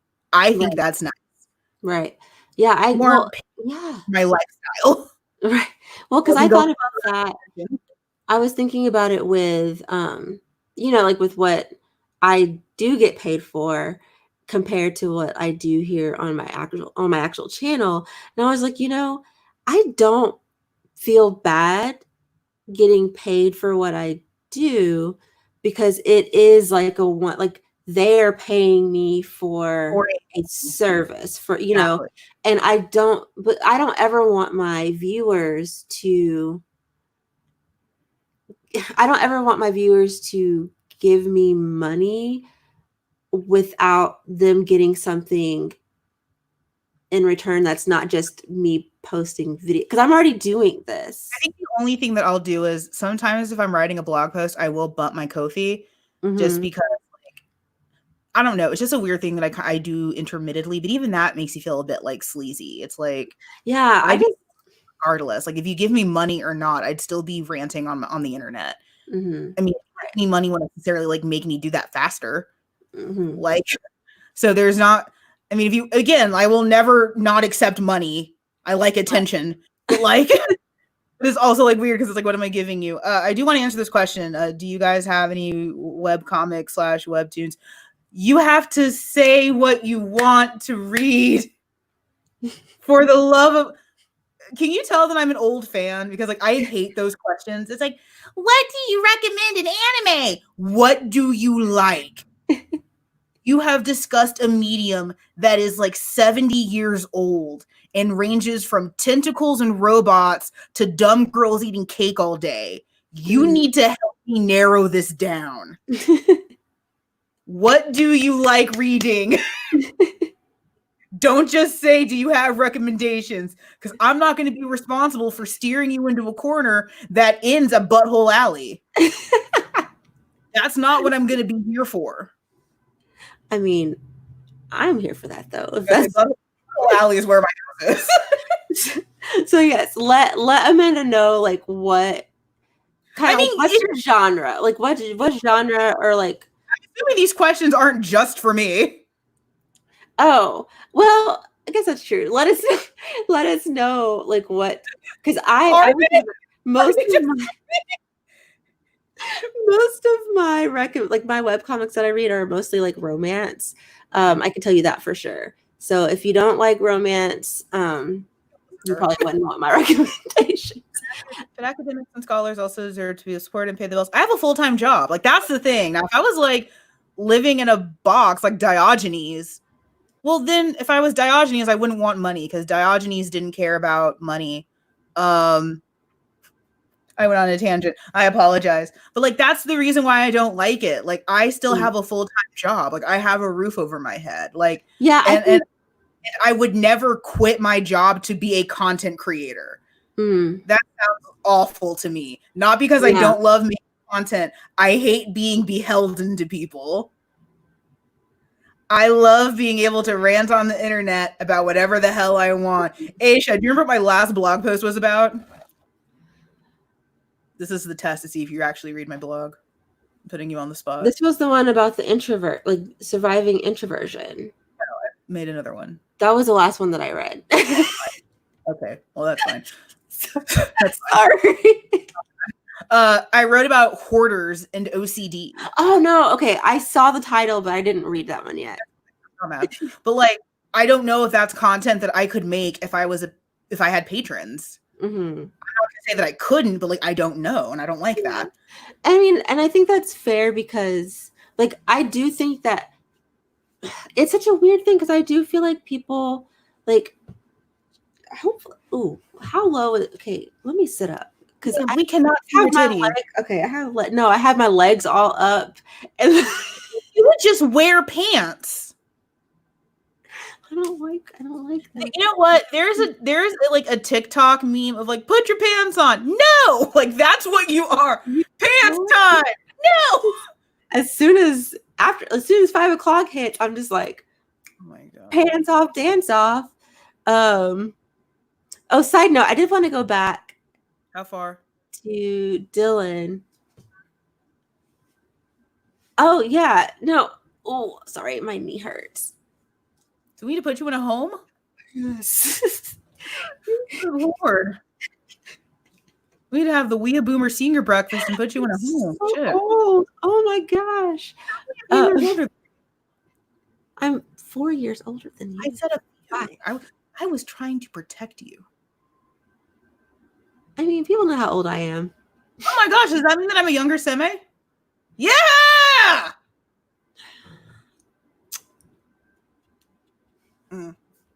Whatever.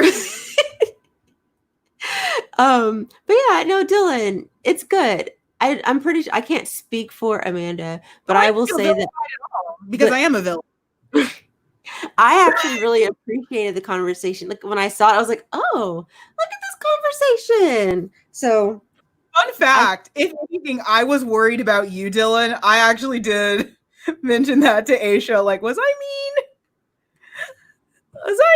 Because I know I come off as really harsh. I know that, but I don't care. I'm kidding. I mean, you care, but also it's you. You know, so. Spent many, many years cultivating this personality. Here's a good question. Where do you read your webcomics? Direct from the source. So like most webcomics have websites and those websites have ads and those ads help the webcomic artist pay their bills. That's good to know actually. Cause I use Webtoon and Tapas. Read direct from the source. because most of those sites have ads. Okay. So I read from the source always. I have a schedule. I know my schedule. I know which ones are updating, or again, like follow them on Twitter so you get those updates. Or Tumblr was a thing, but read from the source because that way they get that ad revenue. That's good to know. I wonder if does that work the same for the Korean artists? Different, but I don't know. I have anxiety. I thought I was being mean. I also have anxiety. Oh no. If it helps, when I read it, I didn't think either one of you were being mean. And I didn't read it as mean. Please understand that I am a small brown queer who rants about feminism on the internet. You can't hurt me. Yeah, you cannot hurt me. Dylan, I'm gonna shake you. You are wonderful. And why do I keep looking like really nothing is? I don't know. Anyway, Dylan, you are loved. What would you do if you had titties? Like, would you just like constantly be? If we had a body swap episode, would you just like not leave my apartment? I'd be like, oops, oops, oops. That would be like the most boring body swap episode because you would just be in my apartment looking at my bras, just like cup so big. I can wear this as a hat. I was gonna say, like, does this go in my head? I would be very. I have read some I have read a couple of webcomics from Lezen, but then like I don't know, like I had heard some like negative things about them. Like it's just hard because like I'll hear negative things about certain companies, but and then I'm just like, huh? Research it? Not really, and so I just kind of like stayed away from them because I was like, I don't know. So I haven't really gone back. I'm open to anything at the moment. I mostly read BL romance, so I do like the occasional mystery cycle. Okay, so Saint for Rent is really, really good. They have some queer romance in that. The Rock Cox is very, very smutty and very, very gay. Also very, very good. Saint for Rent? Saint for Rent. I'll link these on. Okay. Let's see what else. Oh my god, what else am I reading? Go Get a Roomie is queer as hell. There's a lot of women in that. Lots of women. What else am I reading? Devil's Candy is also really, really good. Actually, there is a artist who's done a lot of work for, I think, Viz, who does that. Great work. A Texan. What else have I been reading? Wildlife is really, really good. There's Magic in Oklahoma. Set in Oklahoma. And there's Native American magic. Is the author from Oklahoma? Yes. Okay, because I was like, who? No one else. No, fuck this set in Oklahoma. It's like no one else outside of Oklahoma. Those are the ones that I've been reading regularly. Rock Cox is great. What? That's a thing? That's the title, the Rock Cox. They're great. It's about a band, and they regularly get naked. Okay, see, I feel like... Damn, it's called a safety pin. You have no titty. Just use a safety pin. Do you not have a safety pin? Not close. It's fine. That's why you have to have a cosplay boyfriend. So... I wanted to mention a couple. No. Go ahead. These are on the Tapas or Tapas, whatever, the Tapas app. It's different every time you say it. I don't ever know how to say it. So, and it's completed too. So that's good. So, the BL that I have on here is called, actually there's two of them. One of them is called Fools, Fools. It's really good. And the other one is Mr. A and Mr. B, and it's really cute. And then this is not yaoi or BL or whatever, but two really good romances, 100 Days in Europe and Something About 30. They're both like, I guess like they'd be, if they were Japanese, they would be like josei comics. But they're Korean. So I don't know the word for, I don't know the equivalent word. So anyway, so yeah, that's just on Tapas. On my Webtoon app, I I would show you, but it logged me out, and I can't remember my login. So I have to do that later. How can I be the mom? She's older than me. And you have actual children. Imagine me being your actual mom. That's very hard for me to wrap my head around. Mm-hmm. Personal reasons. I mean,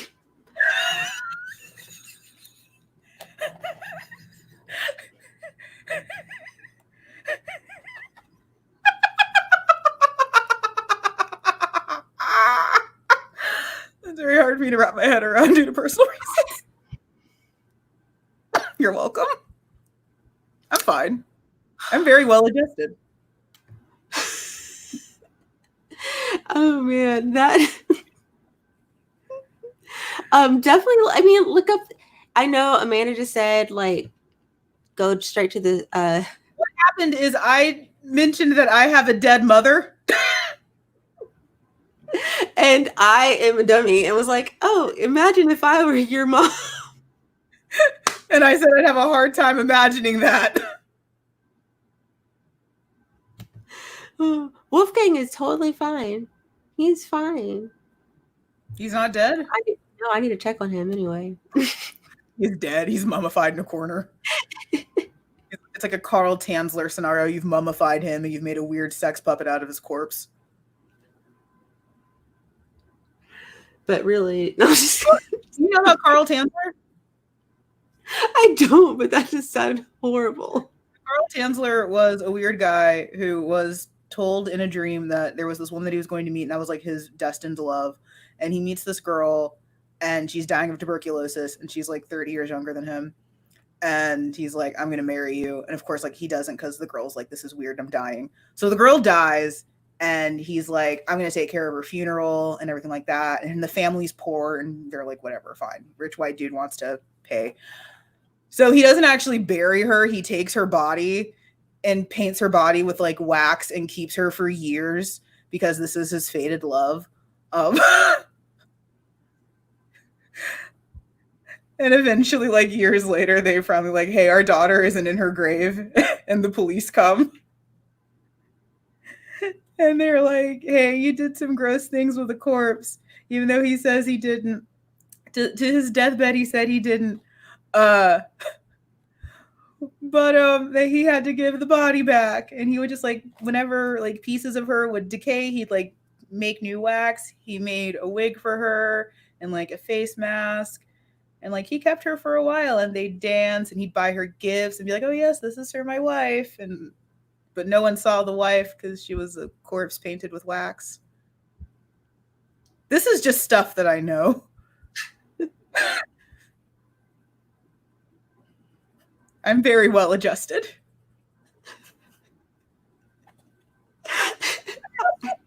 I'm very well adjusted. Never heard of that. That really happened. Carl Tanzler's a real person. That really happened in Florida. He lived in an airplane. Of course, Florida, of course. Of course, Florida. Well, that's all German and lived in Florida. So double weird. Of course, Florida. I'm not surprised. Crazy old man. What do you mean why? There's no answer. He was a crazy old man. Oh, man. Like, I this corpse. You can't. What did you walk into? You can visit the girl now. She's in the cemetery now. You can visit her. And a lot of people do, and they're just like, I'm sorry. Like a lot of people visit her and just are like, I'm so sorry. Right? See, of course it's Florida. Oof. Yeah, he actually made a lot of nice things for her. Like it's not weird and gross and creepy, but like he was a good husband. Oh my God. For my wife. And it's like, how old's your wife? And he's like, dead.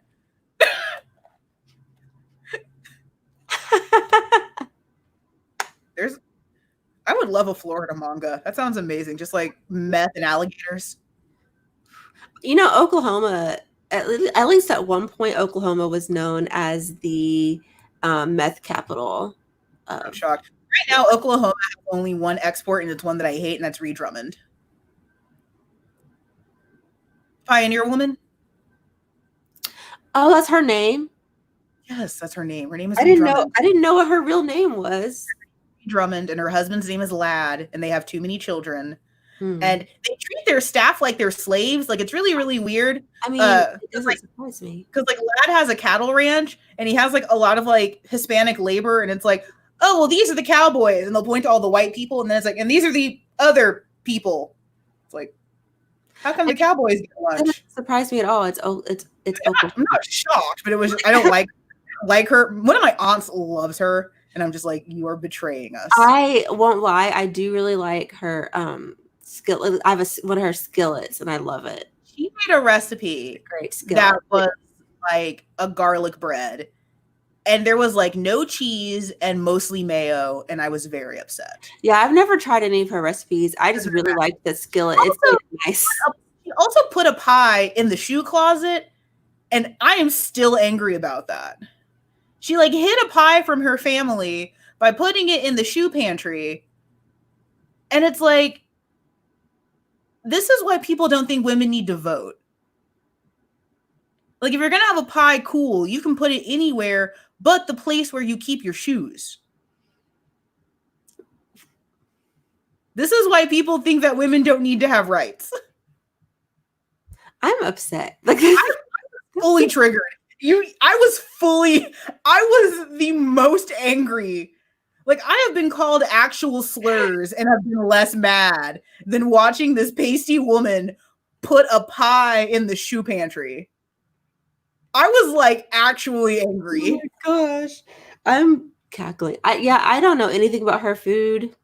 I don't really know anything. I heard she's from Oklahoma, and I was like, I don't know. From Oklahoma. She's a Yankee who married a cattle baron, and she blogged about it and complained. And now she has an empire because she had to learn to cook for cowboys, which they're people. Cowboys are a certain species of human.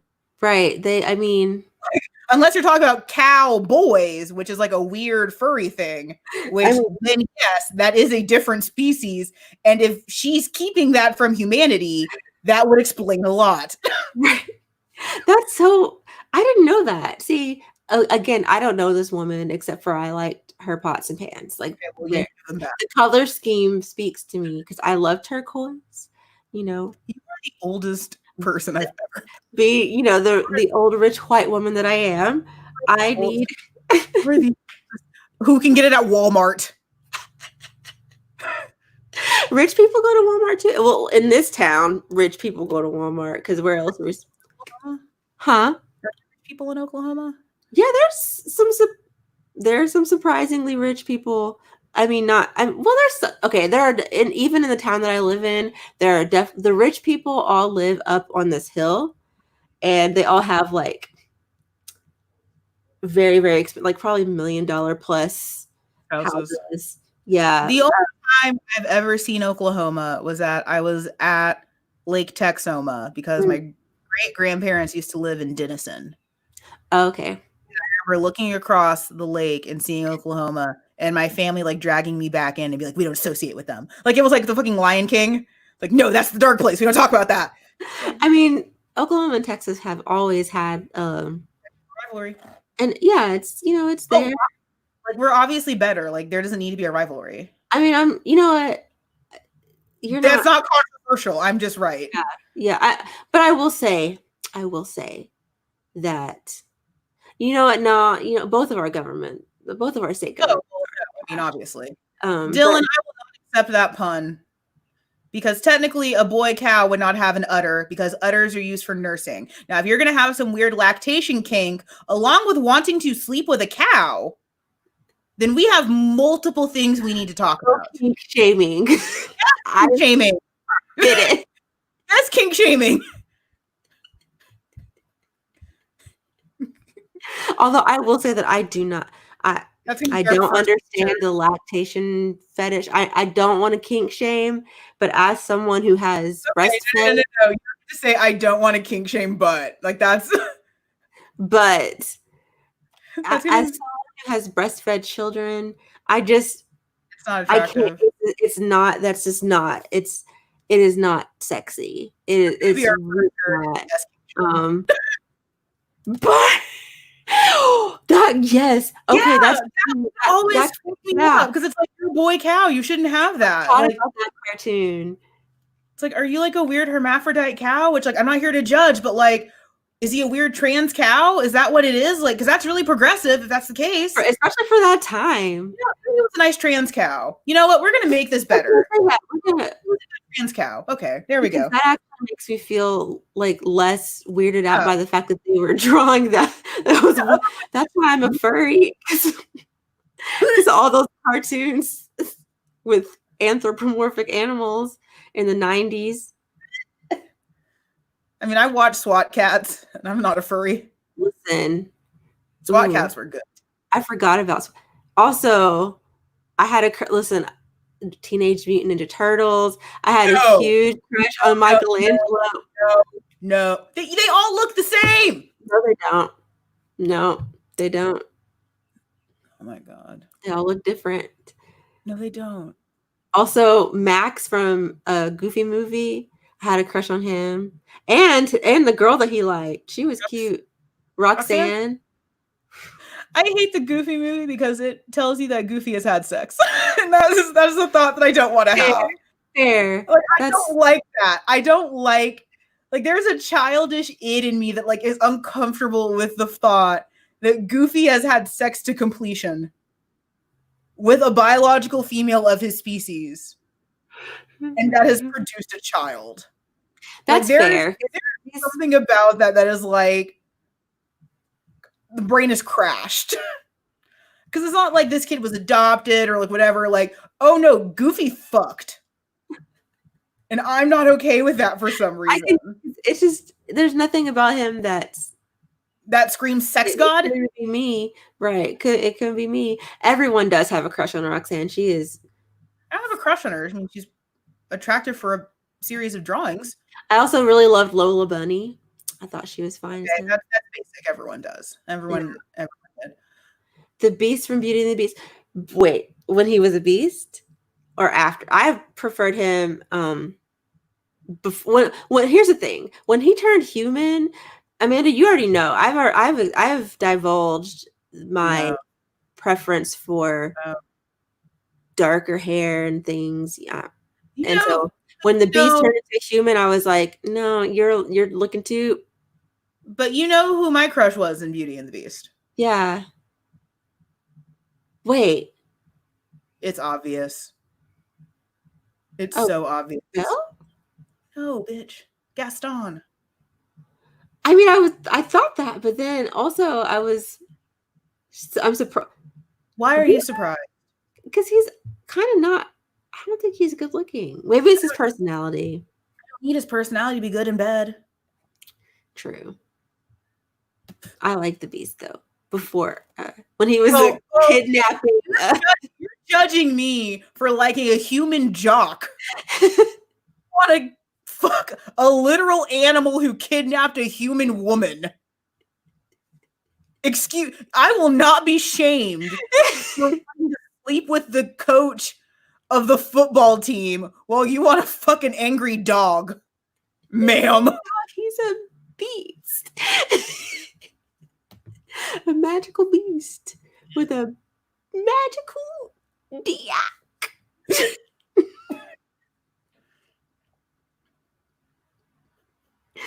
What about Tarzan? What about it? What about Tarzan? Oh. Okay. So when I was younger, before I became woke, I'm very Tarzan. scared. Listen. No. He has to smell so bad. Okay, listen. He's never experienced soap. Yeah, who I am now, absolutely not. But who I was when I was younger, absolutely. No. Absolutely. These days, I'm not a really big fan of white dude with dreads. I don't like that look. I said that publicly. Yeah, I don't like it. But back in the day, Tarzan, he could get it. He needs several baths. He needs so many baths. And like, I don't want to know what kind of like weird jungle chlamydia he probably has. Like, I don't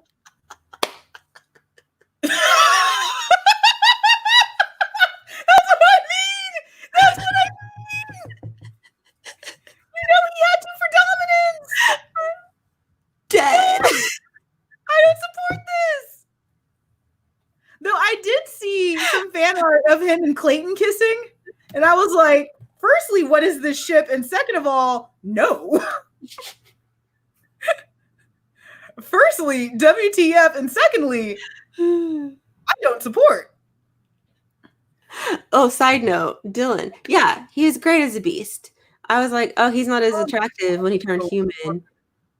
And then Pete, which one is that the bad guy's son? Or friend? Bad guy's friend? No, I think Pete's the kid of the guy who's bad in Goofy, because that's Max's friend. Oh, in a Goofy movie. Okay. Yeah. Oh, yeah. I don't remember what the dad's name is. He also fucked. What is I don't like this. Fun fact, there are very, very few things to me that are sacred, but like if I watch something as a child, like I cannot ingest porn of it.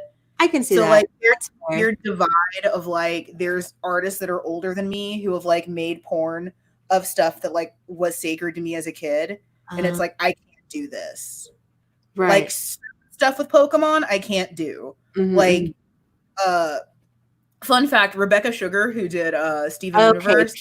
Pete. Okay. Sorry. Okay, sorry. Yeah.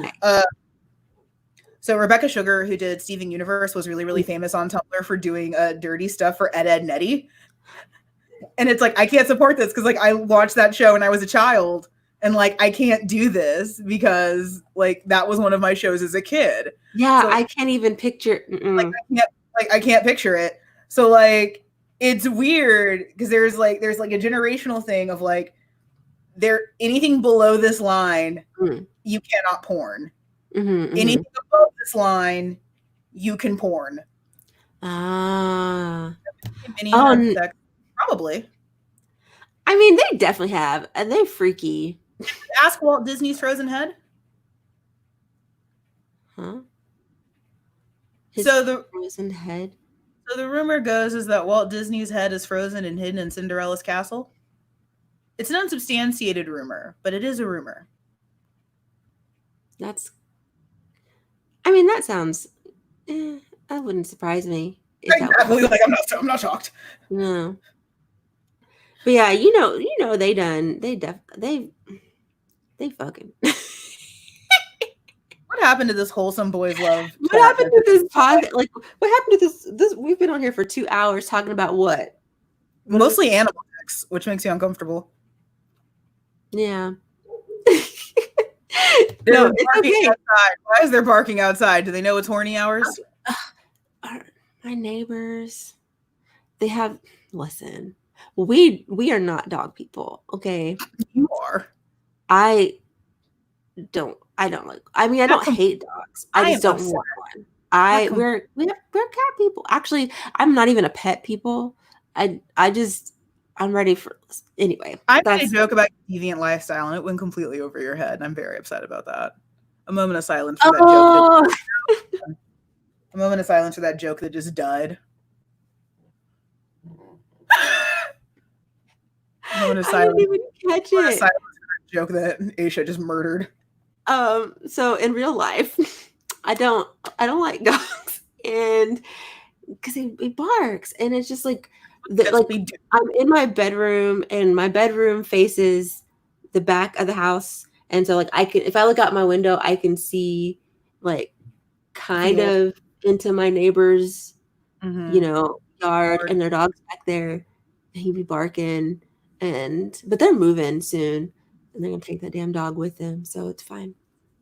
But do y'all have any questions for us or any other comments? Are you liking the podcast? I mean, really?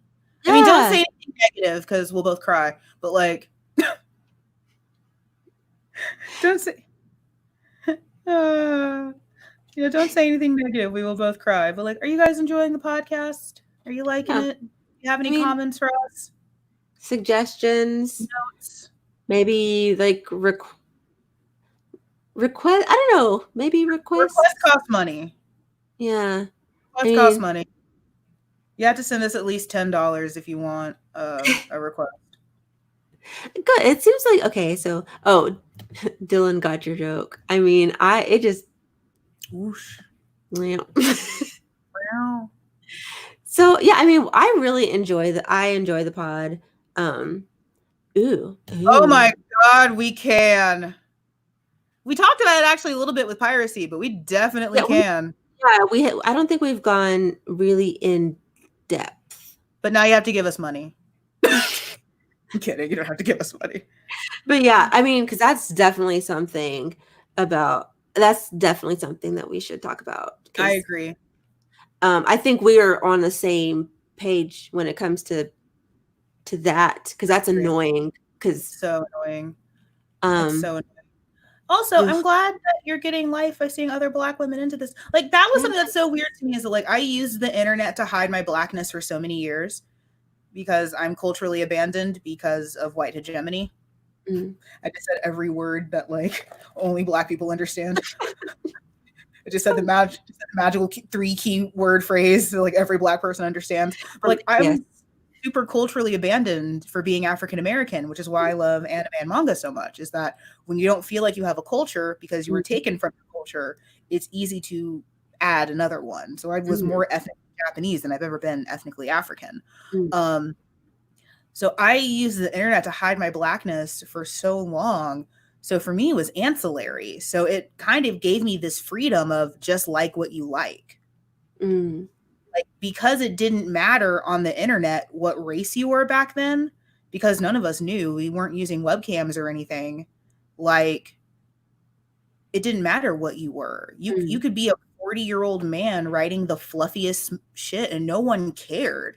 We mm, just knew you by your screen name. It didn't matter if you were like me where you were 12 and writing porn, which I shouldn't have been, but I was. Like, it didn't matter. We just knew screen names and ability. mhm, So to me, it wasn't weird having other ethnic friends who liked this because it didn't matter. mm, Me, it's never been a race issue. Like, that's why it's always like it's genuinely shocking to me where it's like I felt weird being Black and liking anime. Fucking why? I mean, mm, I know why, but like that's just never been a thing for me. The only part where it was weird was like having a family that didn't understand. But I probably would right. have had that if I was Black too. Like, Right. That's very interesting because, like, when I think about it, for me also, I never now granted, I definitely grew up in a very, like, predominantly white, um, yeah. area. Yeah, and so I me liking things like, anime, I didn't know what manga was in high school, but I did like anime, I did like video games, I played I definitely Gaia. played Yu-Gi-Oh! I still play Yu-Gi-Oh. Yeah, I don't anymore, but I did used to. I used to, and I never was bullied Well, for that. Like I was never made like no, and no one was like, oh, Black people can't like no I one was. this experience. Do you know who gave me the hardest time was other Black people. Yeah. It wasn't white people, because at that point it doesn't matter. Like, they're just happy to have a Black friend that don't seem racist. Hmm. Like, said that too quickly. The truth came out. But like, it wasn't white people that gave me a hard time. It was other Black people who were like, "That's white shit." It's like, well, technically, it's Asian shit. Mm-hmm. Yeah. I And mean, like, even it was those were other kids. It wasn't like older Black people. They didn't care. yeah, I was gonna say yeah. Like I don't think I even really got pushback from for again a predominantly white area. There weren't really other like there weren't very many Black people to even push Mm-hmm. and like I have younger brothers and my brothers were into that too, so like it was never weird in my home because They were into it. we all of us were into it, so um yeah, and I mean and my dad's a Trekkie, so like that was just never. It wasn't until I started getting on the internet where I started to see because like even in real life, when I go over the years when I've gone to like a comic shop or something, no one has been like, oh, Black people like you like it's usually I do get a lot of dudes who are surprised that a woman is reading comics, especially considering that a lot of the I read a lot of smutty comments or comics, you know. So like I have gotten like guys who are like, oh, you like this, but no one has really said anything to me specifically about my blackness and Yeah, being I think a lot of the gatekeeping that I've gotten, I think honestly would have happened if I was black or white. Like at that point, it's just sort of like, what is a woman doing here? I just like got it like double, I think, because I am black. But mm-hmm. I mean, yeah, I do see a lot of racism within the cosplay. I mean, I'm not a cosplayer, but I do see a lot of that in that particular fandom. I know I'm sure it's there in I'm sure in the manga community there oh, it probably is. No, it is. But they don't direct it at me because they know better. Yeah, no, it's there. It's there. Because I get it as a panelist. Like I get that. Like I have had people look at me and be like, "What qualifies you to run this panel?" It's like the fact that I'm here. Right. The fact that the convention chose me over you and you are in my audience and I am on stage. That's what qualifies me. Like, yeah, it happens. It happens all the time. But and there's a lot in cosplay. Luckily, I'm not good or famous, so I don't get a lot of that. I am not a good cosplayer. I mean, I think you are, but maybe I'm not like, I don't know. I'm not an expert. Well, I don't do like big builds or anything like that. Like I don't have time for that. I don't have time. That's work. I don't have the time or the energy. That's work. Oh wait, what is this? Hold on. Yeah, you turn those balls around. There are a lot of black women in anime and manga. I don't think we really hide though. I think we just keep to ourselves because we don't. So the thing that I hear a lot is fear of those negative things, is fear of that racism and fear of that gatekeeping. So it's not necessarily that we're hiding in the shadows. We're just keeping to ourselves. Yeah, like be out there. Like if I am out wearing a Full Metal Alchemist shirt, I am saying talk to me. If you see my pocket watch, I am saying talk to me. If you see my bag that says Anime Fest, I am encouraging you to talk to me about this. Like that's why I put myself out there so much. I am wanting you to have a conversation with me because I have a thick enough skin to handle whatever bullshit may come my way. Again, I also not being famous and not mattering. I'm not. But like I think so much of that fear is just it's especially for the older black fans, we're just tired. We just tired and we don't want to deal with it. And that has two effects. Either it makes you not want to engage anymore or it makes you want to engage more. So for me getting older, I have fewer fucks to give. So I want to cosplay more. I want to panel more. I want to do more. Hence why I'm doing this podcast. I added a second podcast to my life. You know, I want to be out there more. But for other fans, like, I don't know, I'm good. You know, they have their one tour duty and it's like, I'm good. I'm gonna. Right. I mean, when I first started, which I had been on my old channel, I did occasionally post manga reviews, but because it was originally a wig channel, the audience, they were like, wait, what is this though? So they didn't do that well. So I started Mama Loves Manga. And I will say, like, when I first started posting videos on there, I didn't see other, when I say I didn't see other black women or girls in this space, I didn't see black women or girls in the space that were like, one, specifically talking about manga, and two, like showing their face, you know, like or you see like, you know how like you have your picture, your little avatar. Mine is an anime character, but it's literally me, an anime, you know, but some people, but some people like you use your, what is it called? Like the little Chibi? Yeah. Of course I do.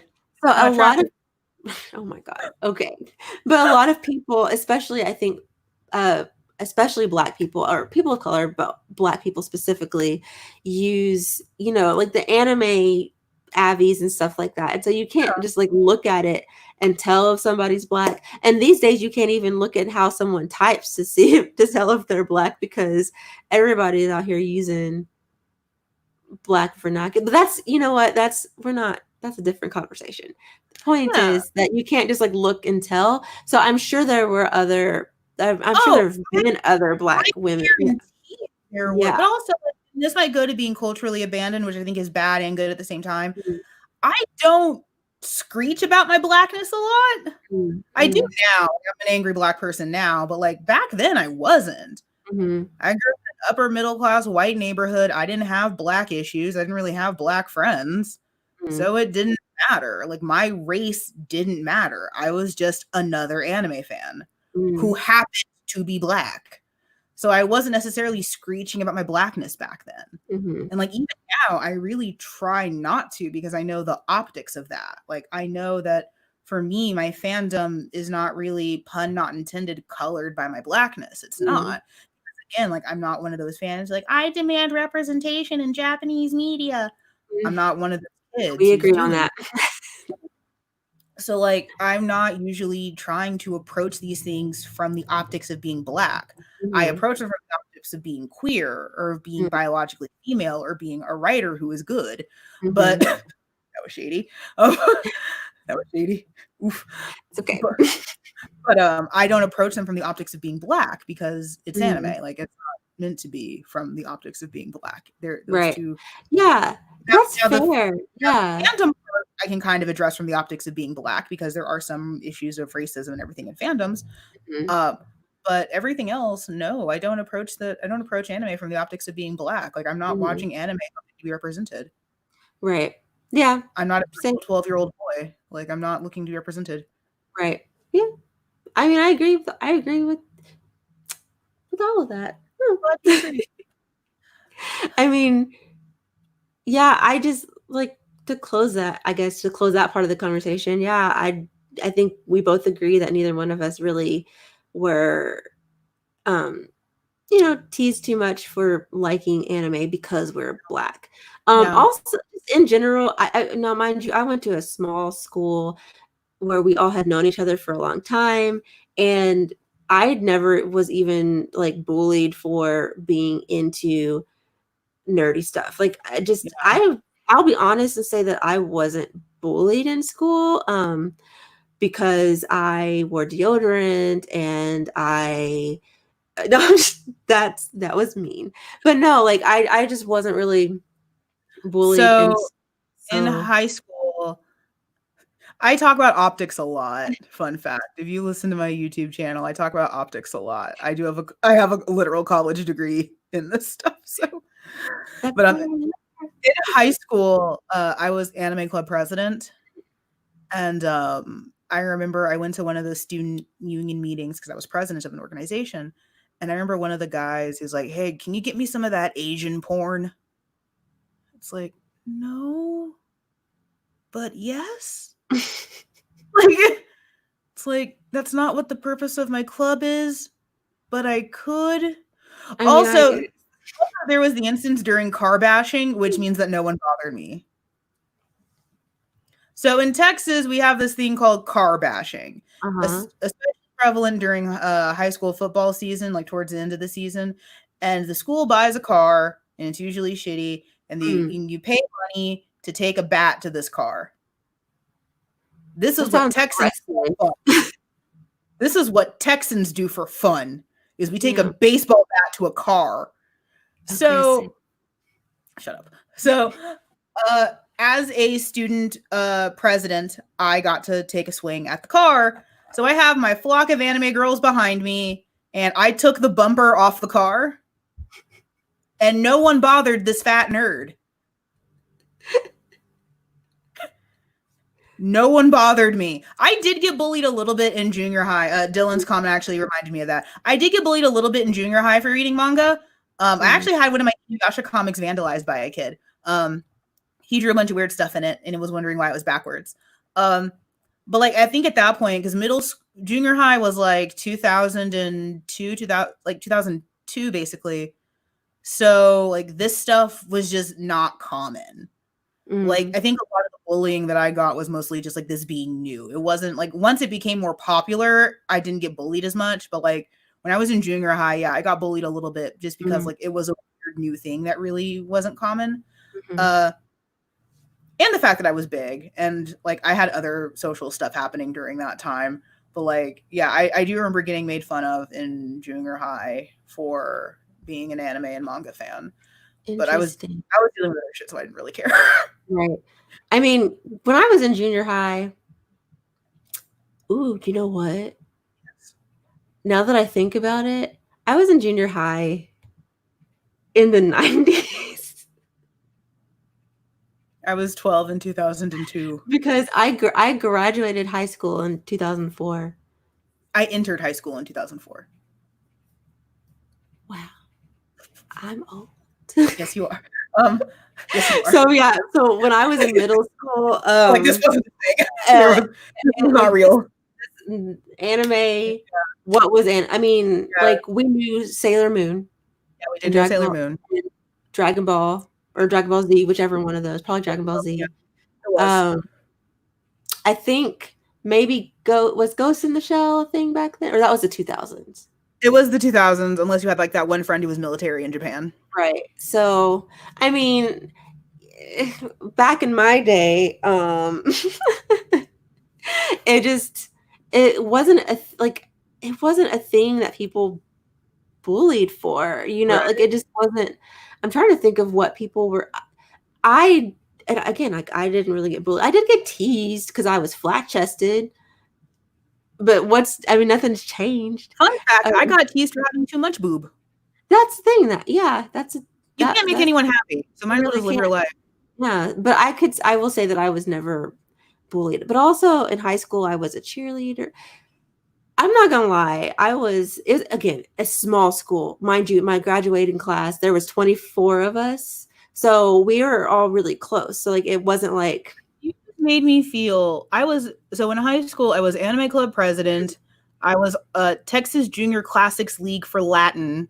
I was co-captain of academic quiz league and academic decathlon trivia teams. Yeah, we didn't have. I was such a nerd. Still am. I was as nerdy as you could be at a school like mine, where were like, you know, we just didn't have. It was a super small school. I still have my medal from Latin AP4. Yeah, we didn't. And then in college, I was Mu Epsilon Kappa, a national anime fraternity. I was Anime and Japanese Culture Club president, Philosophy Honors Society, National Society of Leadership. Do y'all see why I enjoy working with this person? Do you see? I had enough credits to have a philosophy minor. I just wanted to be employed, so I didn't. Do you see the greatness? Dylan, no, I'm not laughing. That's mean. Kids are so mean. They are mean. Are they mean? Do I have to beat them? Well, when Fox was little, my oldest one, when he was little, he told me one day, he said, "Hey, you should eat more chicken breast." And I was like, "Why?" He said, "If you eat more chicken breast, your boobies might get bigger." And I don't know where he got that from. But also, I was just like, because he was like maybe 5, 6. I was just like, wow. First of all, mind your drag me. First of all, mind your business. Second of all, that's not how that works. If it worked, I would have had boobies because I used to eat all kinds of chicken breast. So anyway, but no, my kids, they're not really. No, actually, Phineas. Is he kind of a jerk? When he gets mad, he runs off talking about, "I hate you. Nobody likes you." And I'm just like, and then one time he said, "You're not beautiful." And I was just like, wow, I'm fixing to, you gonna live outside. What you fixing to do? You fixing to get kicked out. The meanest thing I said was to my little cousin, and my aunt was picking up Panda Express because apparently we are a white family. And it was me and my friend, and we're like, "Yeah, we're starving." And my little cousin's like, "You don't know what starvation is." And I turned, like, not my body. I was like an owl, like my head turned around on my neck. And I said, "If you are old enough to say that, if you are smart enough to say that, you are smart to know what hyperbole is." Like, I looked at him dead in the eye and was like, "If you are smart enough to string that together, you are smart enough to know what hyperbole is." And he started crying.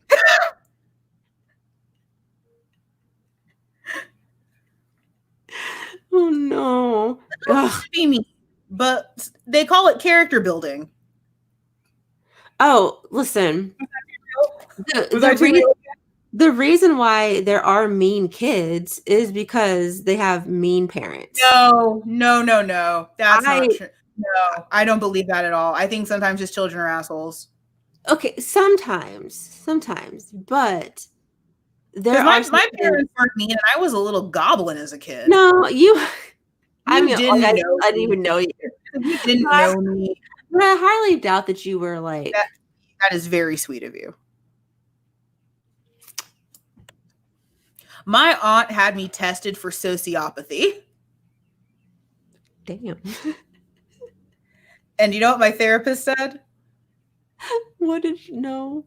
My therapist said, Amanda has just sat in here and cried about a fictional character. She is not a sociopath. She doesn't like you. That is.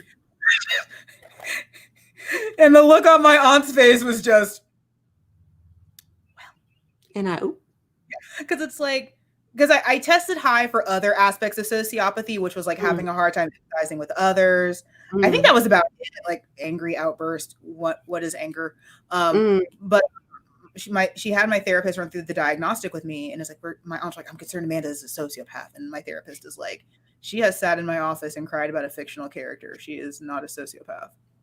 She just doesn't like you. No, don't. That's how you get meaner children. Don't beat them. I can't publicly endorse this. That's how you get meaner children, is beating them. Yeah, they will fight. They will fight you back.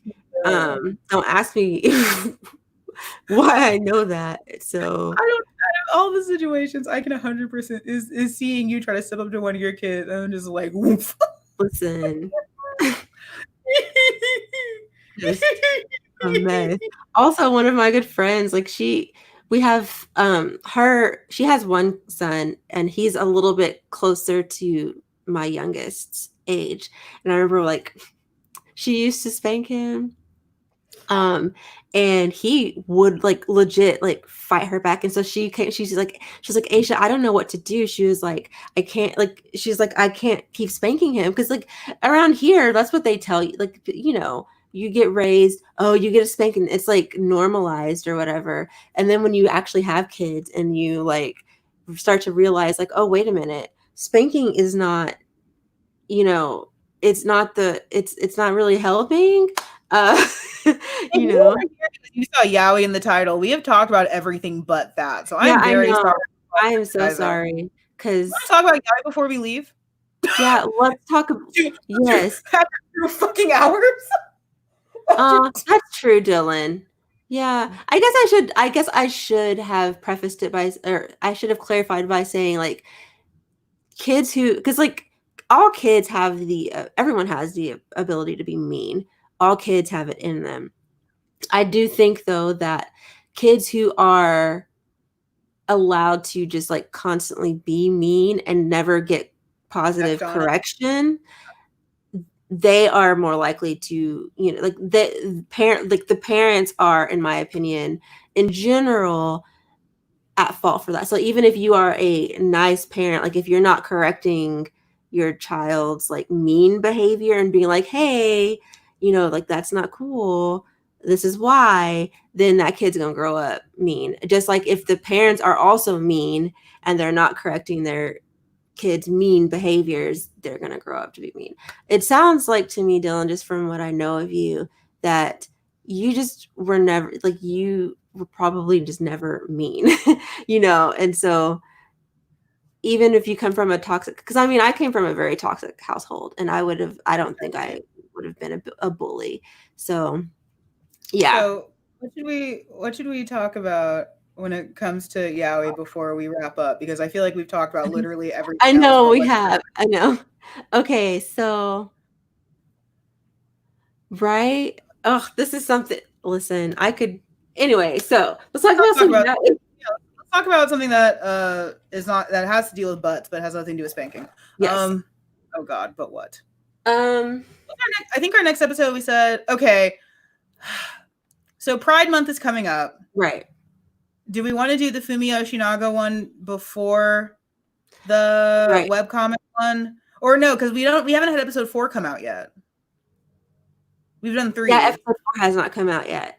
Which is, I think technically episode 4 should come out in June, unless we post a second one this. Yeah, so 4. What was 4? What did we do for 4? What happened? What was episode 4? I don't remember anymore. Was that like, I think episode 4 was the things that tropes we don't tropes. Like. Yes, that's when I kink shamed you. That's perfect for Pride. True. That's a really good, it is a good episode. Okay. So we're trying to get our schedule down. We have heard you about recording twice in a month. We're old and lazy, so we're trying. I have a full-time job. No, you don't. Okay, so I have a valid excuse. I can't even use my kids as an excuse because one of them takes care of himself and the other one barely eats. So, so I'm just like. Why do we like Yaoi so much? What was your first one that you saw? We like it because it's a power fantasy for the most part. So for a lot of women, they like Yaoi because it allows them to objectify men in the way that they are usually objectified. Sorry, am I wrong? No, it just I never thought of it that. Yeah, yeah, it allows. I just like to see dicks sometimes. It's objectification. Like it's giving women that role in objectification that usually we're subjected to, because typically men aren't viewed that way. Men aren't objectified that way. Right. So power fantasy for women. It allows women to, for the first time in their lives, feel like what it is to be a man and gaze upon another form in a sexualized and objectified way. So for a lot of women, it's power fantasy. For some women, it's a queer exploration. So like for me, I found a lot of my queer identity in boys' love, because I did not realize that I was genderqueer until I started writing as a man and thinking like, hey, I really am okay with this. Because I was convinced I was trans for a while. And then it's like, that doesn't feel right. That doesn't feel correct. Right. And it's like, wait, options. Wait, there's choices. So for me, it was gender expression. Some people just like to get off. I've never really got a lot of masturbatory pleasure out of it, but that's not to say that others don't. And my probably gravitation, I think, or it was probably gravitation, I think. That's technically a boy's love, but there's dicks in there. Right. Yeah, I think well. Yeah, it was summed up. That was beautiful. I'm trying to think about my first like official BL was probably 10 count. I had read some BL webcomics before that, but as far as like manga goes, I think it's recent. Huh? Yeah, it's super recent. I forget you're super new into this. Like, every once in a while, I will remember, like, oh my god, like, 1, I'm old, and 2, I've been doing this for years. Yeah, you've been, because like I remember, even for as long as I've been reading manga, like I didn't really read yaoi in the beginning because at the time all that was out was stuff like, what was it, Loveless or whatever. No, that's not all that was out. That was just one that everyone was talking about. Yeah, well, yeah, that was the one that I had affecting your decision making, because there was, I mean, we're talking that time because I was in college during that time. There was a lot of great shit out during that time. You didn't give it a chance because you saw one bad one. Yes, a lot of people do. Like, I'm not judging that. Oh yeah, no, yeah, that's definitely what I did. So for a long time, I just didn't get into it, and then I don't know what it was. I don't know what it was. I just happened to be in Books A Million, and I saw one of the volumes of 10 Count. I was like, that's interesting. I think just my tastes were beginning to change. Not Books A Million. Books A Million. Good lord. Books A Million is the closest bookstore we have. Sorry. It's so sad. Gravitation is amazing, and Yuki Eri is how I figured out that I'm sometimes a man. Yuki Eri is how I figured out that every once in a while I am not female. I mean, I thought it's so interesting, like thinking about getting, because again, like by the time I got into manga and heavier into anime, I was an adult. Like, so I didn't have to hide any, like I didn't have to hide any of it. So it's just like, wow, that's why my stuff was written on paper, was because my aunt just thought it was homework. Right. I didn't type it out because my aunt would find that. So that's why all my fanfic from back in those days, it's all on this other shelf. That's why it's all on paper, is because I could hide it easier. Right. So, yeah. Border was good. Border was, Oh, oof, I that's guess I old. am gay. You're like, huh? Maybe I got. I had that for women, and it was The Spirit. It was the movie The Spirit with Ava Mendez, and I was like, oh, I like women. I mean, I can't even tell you. I mean, Ava Mendez is a good first, but I was like, ooh. Right.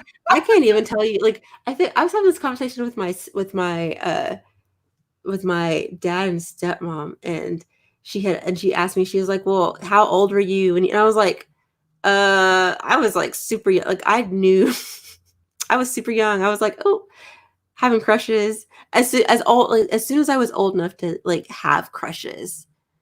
I knew. I didn't have it that young. It took me a while to figure things out.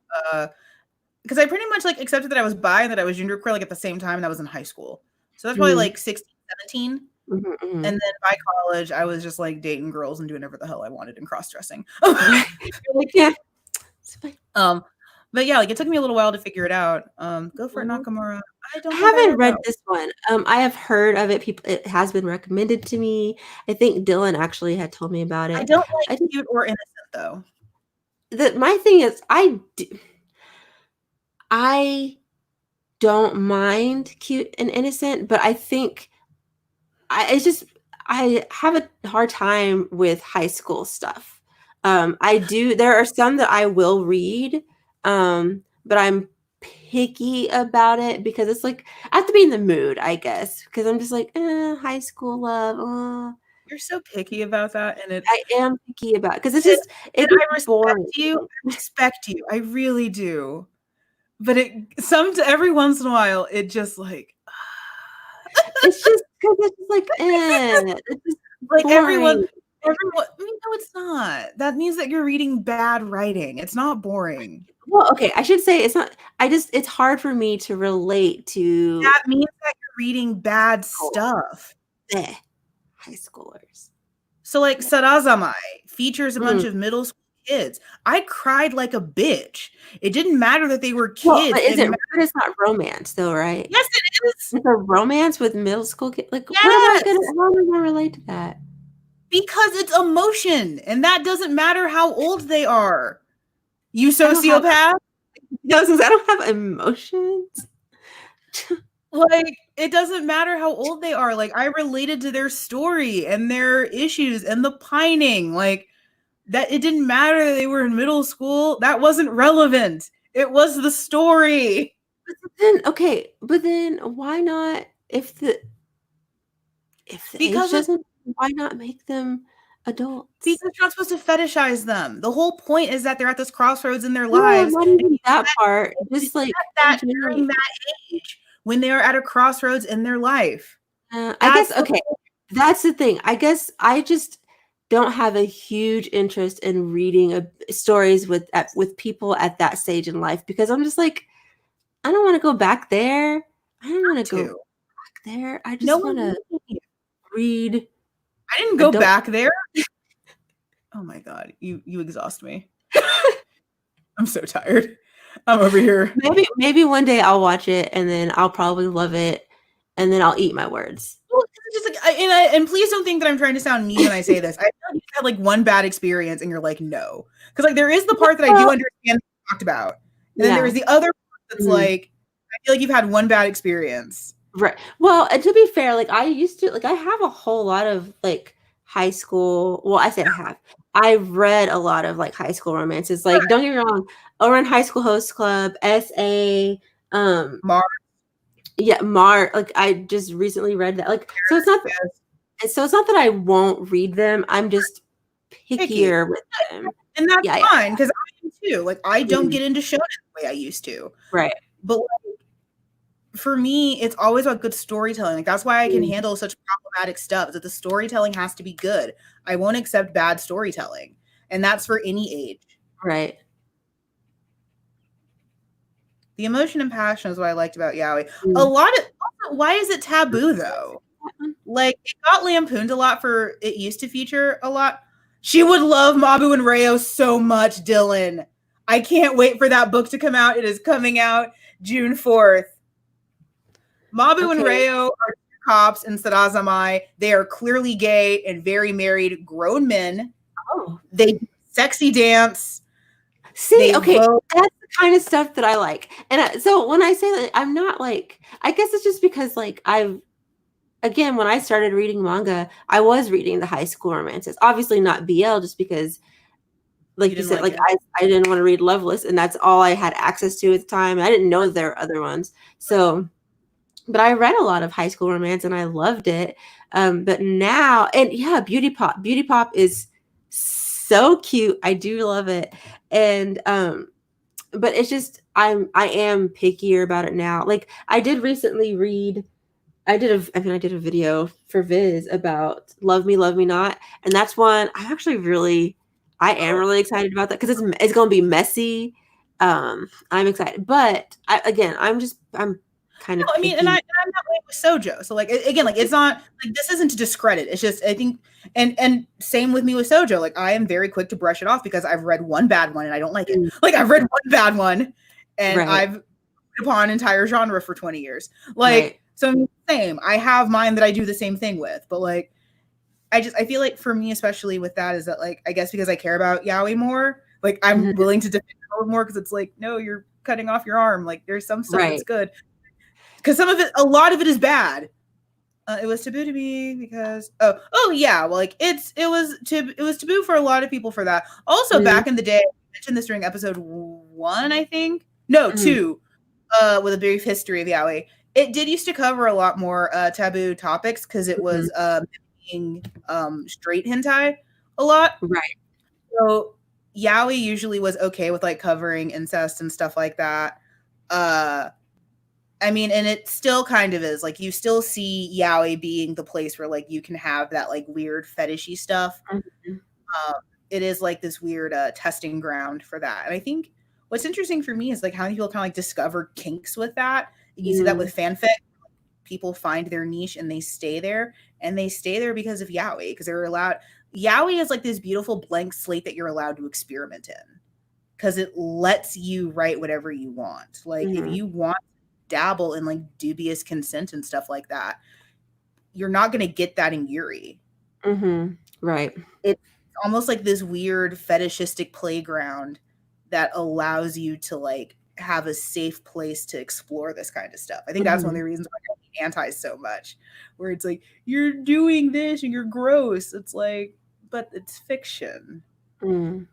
There's something kind of beautiful about being able to discover yourself in that way for people that are consenting of age. But like, yeah. Like there's something kind of beautiful to discovering like, oh, this is a kink I didn't know I had. Or this is something I didn't know about. Like, I don't know. To me, there's just something that's beautiful about that because we live in such a repressed culture. Right. I mean, heck, I just recently read, well, those of y'all who watched my last live stream where I gushed about this amazing hentai series featuring shape-shifting Tanuki and his gorgeous bride. So here for it, love it so much. And then I recently, by the same author, she put out a story. I think it's called Ninja in Love, and it's about it's just more monster stuff. Okay, and I was just like, ooh, I like this. He had mouths on his hands. I don't like that. I don't like that. Listen. If you're burned out, then take a break, but also like reassess what you're reading and why. Because like that's one of the big reasons why like I never felt comfortable calling myself like a manga tuber or anything.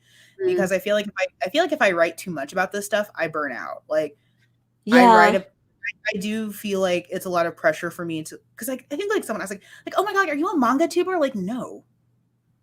I have so many other interests that aren't manga. Like I like American comics a lot. Talk to me about DC and Marvel. Like talk to me about like academic research papers. Like there's so many other things that I like. Yes. There are so many other things that I like that aren't just manga. And I feel like I would burn out so quickly if I just had to talk about manga, and especially if I had to talk about like the basic shit. Like if you let me just talk for 3 hours about Maiden Rose and tanks, yes. Which people would. Sign me the fuck up. But like if you But if you wanted me to sit here and gush about like My Hero Academia or Demon Slayer or One Piece or something like that, or like, unfortunately, if you to. look at the people, you know what? Let me not be, because I'm not trying to. Let me not. Let me not. Drama.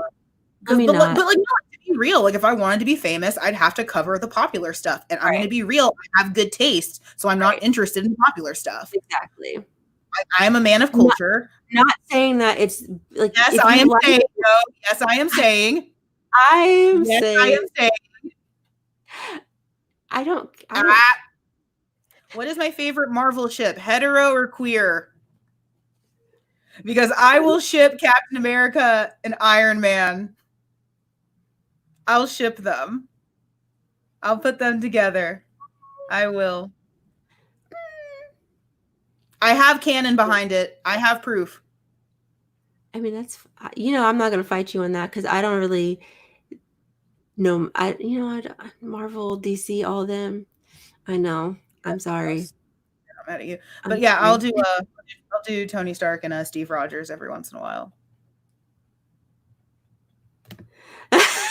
Yeah. Shh. I stopped.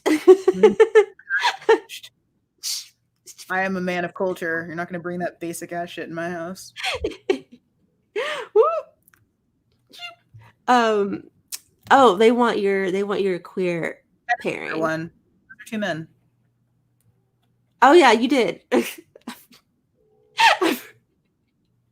just like, that's normal. Go to bed. After bedtime. You need to go to bed. I do. Honestly, I am starting to lose light, and I'm starting to, like, y'all can't. I'm turning into teeth. Are you just teeth? So I have 3 lights on me right now.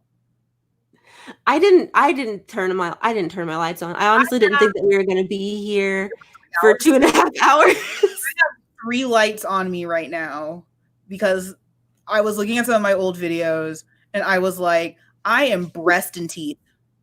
Yeah, it's just I'm breast and teeth, which I'm sure that's great for some people. Chest and teeth. Like that's all I am. Well, why wouldn't I be unapologetic about drama? Like it's not drama, it's a fact. Like facts shouldn't hurt feelings. For real. Was that controversial? Was that too much of a hot take? So if you read my blog, my subhead is called The Prince of Unpopular Opinions, because to me, like that's the house I live in. Is I'm here to tell you every unfettered thought, and I'm gonna have proof behind it. I love how they both, like, they know. Y'all all know. Y'all know where I was going with it. That's the thing. I'm not famous, so I get to say, go to bed. It's 2 a.m. We're gonna end it soon anyway, because Matt just pulled up and your parents saying go to bed. Yes, but thank you for being here for 2.5 hours. Y'all can't see me at this point. Huh? What are y'all doing here? I know. The fact that y'all stay, the fact that the little eye thing is showing me that it's like it stayed pretty consistent with the amount of people in the little. Yeah, we're not talking about Yaoi or anything. No, I'm sorry, y'all. That's why I should have called it a Wea Boomer chat, because that's all we did. That's all we did. Yeah, all we did was just hold and chat. And I'm just slowly disappearing. I'm the Cheshire Cat. Like, just look at it. Just look. Whenever, but if I feel like if I get a ring light, that's only going to be like for selfies and like negligees. Yeah. I mean, I just, like I said, I didn't set my lights up because So every problem you have is of your own design. It is, because all I needed to do was just. All I needed to do was, I have 3 lights and I am baking over here like a honey baked ham. And I'm just. You are in Scotland. So here's where I out myself. I have a huge fetish for the Scottish. Please speak to me in your native language. I love your flag. I love your men. I love your tartans. I love your unicorns. I love your thistles, which you have to pierce the throat of Englishmen. Please marry me. Please. I cook, I clean, I will learn Gaelic. I am very single. I put out. Please. Oh my God. I'm dead. I love so much. Take me away. I was pro-independence ref. I hate Boris Johnson. Please take me. Oh my gosh. Please. Cackling. It's okay. So whenever, I guess because I'm on my computer, it doesn't show the emojis. It just shows Shows the thing. Well, we'll see it later. Yeah. So, but yeah, at this point, y'all can't see me. I'm looking like, actually, though, I wish that I was actually this color. You like a Nubian goddess. I look like I am like bronze. Yes. Why don't I actually look like this? You have such nice clavicles. I sound like a serial killer. I sound like a serial killer. You have such nice clavicles. Just one of my next costumes is going to be Hannibal. Amanda is y'all.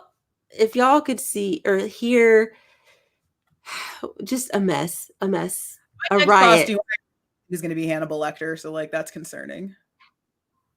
You know what? Let me hide my clavicles. Listen. Just my skin is just, this lighting makes me look just. Let me tell you one story about being Black and taking photos. So I was with the African American Archive here in San Antonio. I live in San Antonio. Come find me, I guess. Find me, I guess. And I was with my friends who are darker than me, and this one white lady took a photo of us, and she did us wrong. She didn't have the flash on, so we're outside. It's cloudy, and she did us dirty. So I light up. And my two friends look like just smiles. They look like, you know, those like old racist dolls that are like black and have like the big red lips and teeth. Yeah, they look like that. And one of the ladies like, Amanda got that day glow over there. Yes, San Antonio! I will find you. Oh wow!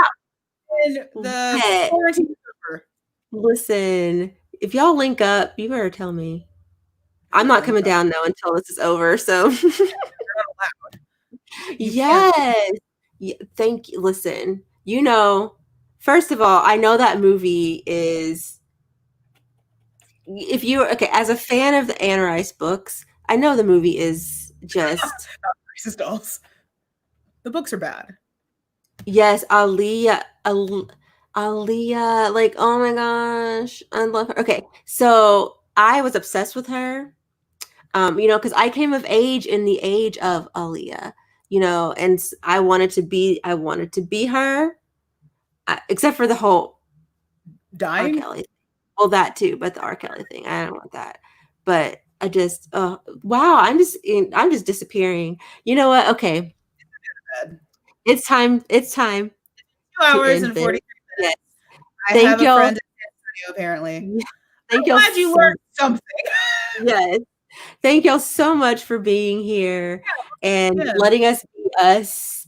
Aaliyah forever. Like, just, also, okay, I have to say that the vampire Lestat, like in Queen of the Damned, played by Stuart Townsend, like that was the first time I looked at a white man and was like, why did you say white man like you were a Django Unchained extra? I mean, because before that I wasn't interested for the white part.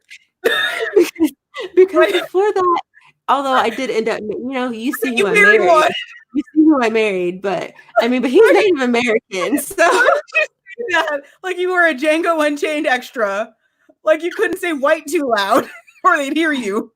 Like they're like it's a goblin, like it's a phantom. Shoot, if you say it 3 times, they'll appear.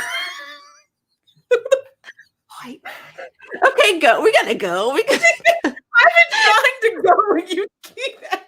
I am doing my best over here. We gotta go. Anyway, thank y'all so much for being here. When are we doing this again? I don't know. Let's do this. Should we do this? Should we do a live after like every episode? Like, you know what I mean? Like, Can we we do do it it live after every episode and that be our second episode so we don't have to record 2 episodes in a month? Yes, that's what we'll do. Okay. So And we'll then we make can this talk about reading. Okay, there we go. So we're gonna do a live next month during Pride. That way, be gay on camera. Yep. Yay! No, I don't know about y'all's marriage policy. So far we're monogamous for now. But I mean, we're still young. There's time.